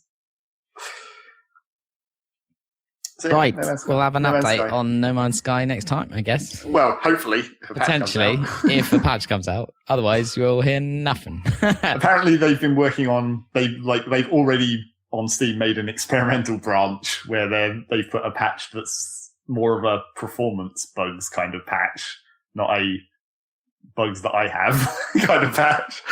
It works fine for me. I'd say fine, but, my system is quite old nowadays, so it's only on medium, that kind of stuff. How are things like the pop-in? Because the draw distance is kind of low. And I say draw distance, it's not really draw distance, it's like... LOD. Yeah. It's like when it turns from the basic procedural to the actual procedural. Right. Where everything up-reses. Like, you'll see a little spike in the distance, but as you get close, it's like, oh, that's actually a cubical pillar of rock. Because the LOD changes. Yeah. And that range is quite close, but... it's not too bad. You only really notice it when you're flying in from space. And some of the things as you're flying across the planet. That's definitely the visual I have in my head. Like as it comes in, it's just like all the ground sort of burgling around in front of me. Yeah. It's not too bad. I mean, maybe I'm not sure. I'm not sure if there's an option that would change that, because there's not any obvious like draw distance or something. But maybe that would change with like texture detail or some other one, shadow mapping or something. I don't know. One of those other options might coincidentally also change the draw distance. Basically, I want to try it on your machine to see what it looks like. Fine, we should do that. Maybe we should do videos. Yeah, exactly. Have you mucked around with? Have you had many space encounters? What is there to do in space? You get attacked occasionally, like pirates scan you and come after you, and it's just like generic space combat. You just rotate towards the marker and shoot at them. Is it fun enough, or it's kind of difficult because of the mouse acceleration? That's the main problem I've been having. Like, it's kind of swimmy. Like, you'll be like trying to focus in, and it does this weird thing sometimes where, when you start shooting at an enemy target, it like zooms in, which I find just makes it really difficult to actually aim. Because like as soon as you start firing, your view suddenly changes. You're like, well, that's just fucked up my aim completely. And also, you can tell that it was, well, I don't know if you can tell that it was made for consoles, but you can tell that there's a shit ton of auto aim. Like, you don't have to be shooting anywhere near the marker to be able to hit them. Well, it's not really a shooter. I just think, as far as I can tell, I think shooting nearer to the aim marker just makes it do more damage, which is a sort of okay trade-off, I guess. Yeah, all right. But you can definitely see, like, the hella auto aim. But yeah, I haven't really seen much of like you occasionally when you fly up from a planet, you'll see all these big ships wharf in, and it's like, well, that's window dressing as far as I can tell. I don't know if you can do anything with them, and you can shoot asteroids in space to mine minerals off them, but you might as well just do that on a planet because it's safer. Or because flying the ship is kind of swimmy, I guess. Right, yeah. It's much easier just to walk up to a thing and shoot it with your mining laser. I don't know if you actually get more off space resources. Maybe you do. I really noticed. So yeah, I'm a bit worried that none of these mechanics. Like, I think the impression we're getting is I'm a bit worried that maybe none of these mechanics actually come to anything. Yeah, it's like, are they going to go somewhere? Yeah. I mean, Do they get better? Is the swimminess part of your ship right now? Yeah. It becomes more. Do those big ships in the distance become something you have to interact with because of the quest lines? Yeah, of the exactly. alien? Do you meet more advanced alien races as you go on? That does it get more deep that way? Do you find? Presumably, you don't find like civilizations and like cities. Well, and I mean, you get all these dumb little outpost buildings all over the place. That's another problem of the train generation being too dense. If you can land on a planet and be within visual range of like a base, an abandoned base, and an ancient monolith, it's like space those out a bit more. I mean, it sucks having to constantly take off and land, but it looks less dumb if they're all right, if they were all right next to each other. They should have made the bases and stuff like more rare, but more like full. Like when it's just like a single shack in the middle of nowhere, and it's like I can open this one technology crate and a few resources. I mean, yeah, maybe they should have been rarer, but a more big dense. find. Yeah, sort of like, woo! There's a shack here, yay! So it's like it reminded me of like the original Mass Effect, where you'd get like those porta cabins just randomly on planets. It's like, oh, here's a medkit and a gun upgrade. These people were living rough on this hostile planet. Yeah, it's on this death planet. Yeah, filled with lava and fresher moors. Yeah, that's it. Goraxes, just Borderlands. I know. Why do you even know that? You never did Gorax. Did we not? I thought was that in the first game. Yeah, but it was the fucking impossible, like uber optional boss. Oh yeah, we never beat it. But I think we saw it once and then died. Yeah. Yeah. Okay. I remember that one. That name seems to get about. I'm not even sure Gorax was the first game. That was the second game. There was another one in the second game, similar idea, but I forget whether that was the one that was called Gorax. We never finished Borderlands 2. So. No. Okay, that's that. Podcast over. No Man's End Sky. of podcast. No solid info. One more thing that I want to say that I found very funny about No Man's Sky. My mum saw that BBC News report. Oh boy, yeah, that was weird. I watched that. It was a very weird news report. Yeah, I haven't said this. It was enough. It was basically like, hey, UK gaming is hot in Guildford right now. That was basically what they were trying to say. Let's go visit Hello Games and say we're making something that could be big. Right. And that was news. That was the entirety of the point of this news report. And they sort of name dropped Criterion at one point, and it's like, well, Criterion kind of aren't a thing anymore. No. It's a bit weird given that the biggest video game in the world is made in Edinburgh. You could just go talk to I don't know. Anyway. Sure. Yeah, but Guildford. But then Guildford's not as big as it once was, right? Well, and it's not like their office is impressive or anything. Am I right in thinking it was quite green? It was a tiny little, like... Well, it didn't look that special. Yeah. It just looked like... I mean, obviously, they're a tiny studio, so... Yeah. It wasn't going to be impressive. Well, and this is their new office. But the interesting thing about that news report is my mum saw it, and then she came to talk to me and whether I was interested in this game. What's going on about No Man's Sky? Except she'd forgotten the name of the game since she'd seen this news report. Right. She remembered the concept. Well, it was only mentioned once, in fairness. That's true. She remembered the concept of the game, so she, in her mind, came up with a new name for this game. So apparently No Man's Sky is alternatively called Everybody's Space. Oh, yeah. I quite like that. Although the game would be way more jovial and probably have golf in it. Yes, exactly. I mean, yeah. She remembers the important parts. But like, No Man's converts to Everybody's, and then you have Sky, which is obviously space because it's a space game. Everybody's space. Everybody's space. Man's space. Cool. And it was great because I knew exactly what she was talking about. I mean, obviously, show her the game? no, it was before it came out. All right. she was asking whether I was interested, and I was like, yeah, I'm pretty interested, but, the hype is getting a bit ridiculous. Lower expectations. Everybody lower expectations. What? I just don't know why the BBC... Why did they even do that? Because... I don't know. Why was it even on telly? There was no news there.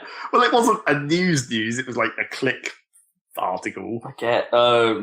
Yeah, those things are always terrible. In fairness, but it's not like it wasn't like the BBC News reports on. I mean, maybe they might. They just nothing else. Is it like August is affecting the actual news? Well, they have their bad months for news where they have to fill time with cats and. I mean, the Olympics are on. Sure, but that's sport. There's news. Have you been watching any Olympics? We haven't talked about that at all. I still haven't got through the opening ceremony, so basically no. Okay, I've been watching it every day, as much as on the BBC coverage, and it's it's the usual BBC stuff. Well, it's a little too Brit centric for my liking, sure. And they have a real tendency of just repeating themselves over and over again. And nobody likes interviews. There's not been so many of the interviews, right? Oh, the classic. We think about things that make us swim fast. Yeah. Need more of that.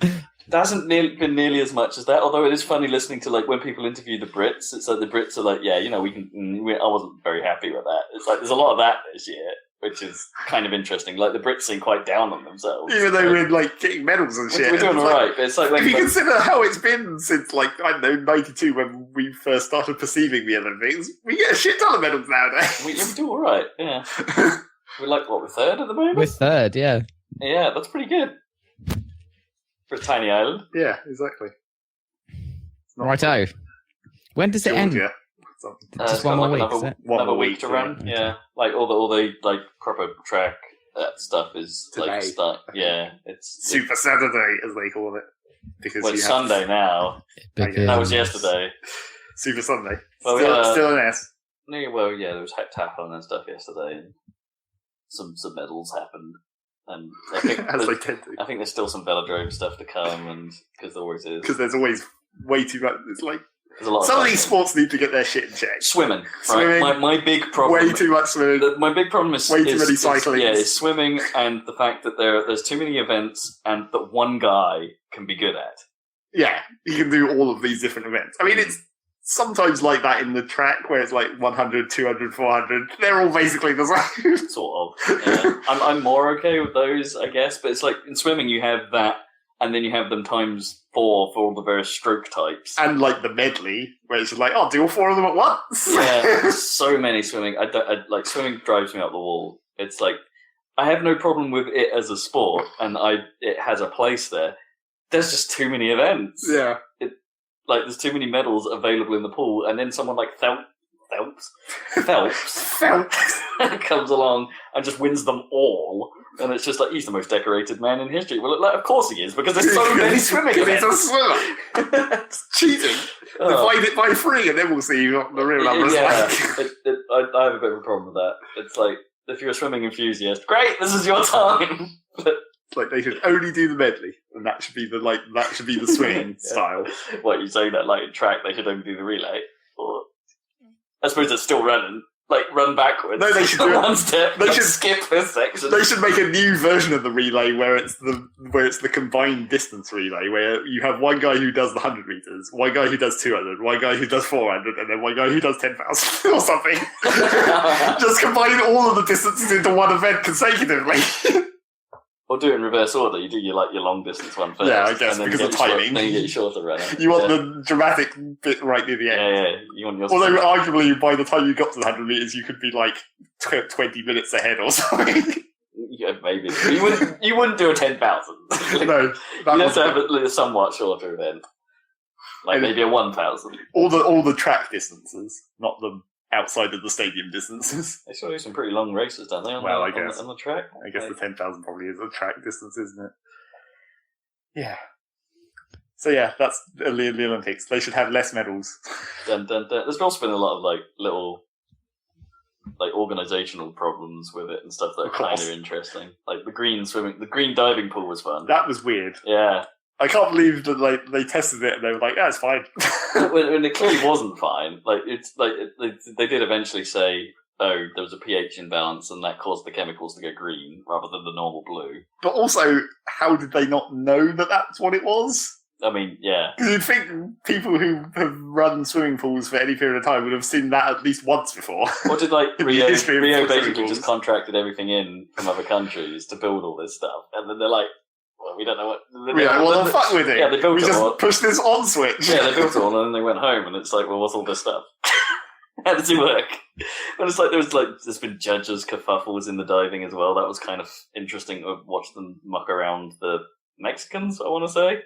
Yeah, that was kind of a mess, and people have been complaining about the number, just the design of the cycling courses, and because of the danger factor in some sections, yep. And that was a Polish lady got herself quite badly hurt, and they were saying even during I was watching the ladies' marathon today, and it's just like, well, there's the team support hasn't been very good in spots, and the actual water stations haven't been very well organised in some places, and there's these shower things that I didn't even realise they put on the side of the thing, but they're so badly designed that the mist that they create doesn't actually get low enough to it just evaporate. Yeah, to really reach the runners. It's silly things like that they're just saying this whole thing hasn't. It's functional, but it's not that well organised. Yeah, but I mean, and all of the venues seem really empty. Well, there's a good only 20% filled. Whereas I remember London being capacity most of the time. But there's a slight difference in the layout of the country that was. Well, I guess, yeah.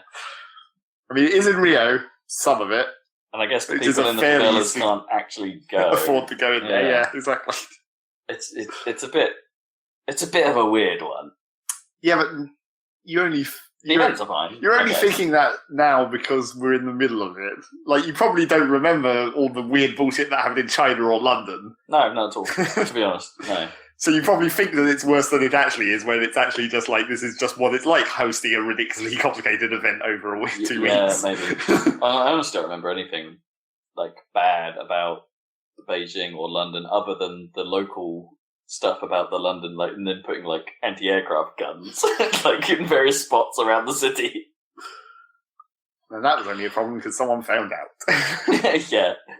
So yeah, someone hired my roof to put a SAM emplacement. You need some NDAs on that shit. I just wandered up there and just got shot. Shouldn't be here for terrorist. Dun, dun, dun, dun, dun, dun, dun, dun, dun, no. Dun. They have actually been playing some music that sounds like that in several events, and I'm like, yep, this is Rio. Wow, yeah. And also, the BBC at least get to reuse their studio over Copacabana at least after the World Cup. Convenient. Yeah. We just left our stuff there for 2 years. Dun, dun, dun, dun, dun, dun, dun, dun, End this podcast. This podcast is done. Get off your butt. Go hit a button. Also, I ran further than I've ever run before yesterday and felt really bad for the rest of the day. Spirit. Yeah. It's nearly 8 miles. Well, 7 miles probably. But hey, that's still a distance record. In 3 seconds. Yeah. It's still nothing, but don't do it if you feel really bad afterwards. Yep. I love it. Talk us out then. Bye. No thanks for listening or anything. If you survived this long, thanks for listening. Oh my goodness. Go shove some more plutonium in your spacesuit. You're probably running low on life support. Bye.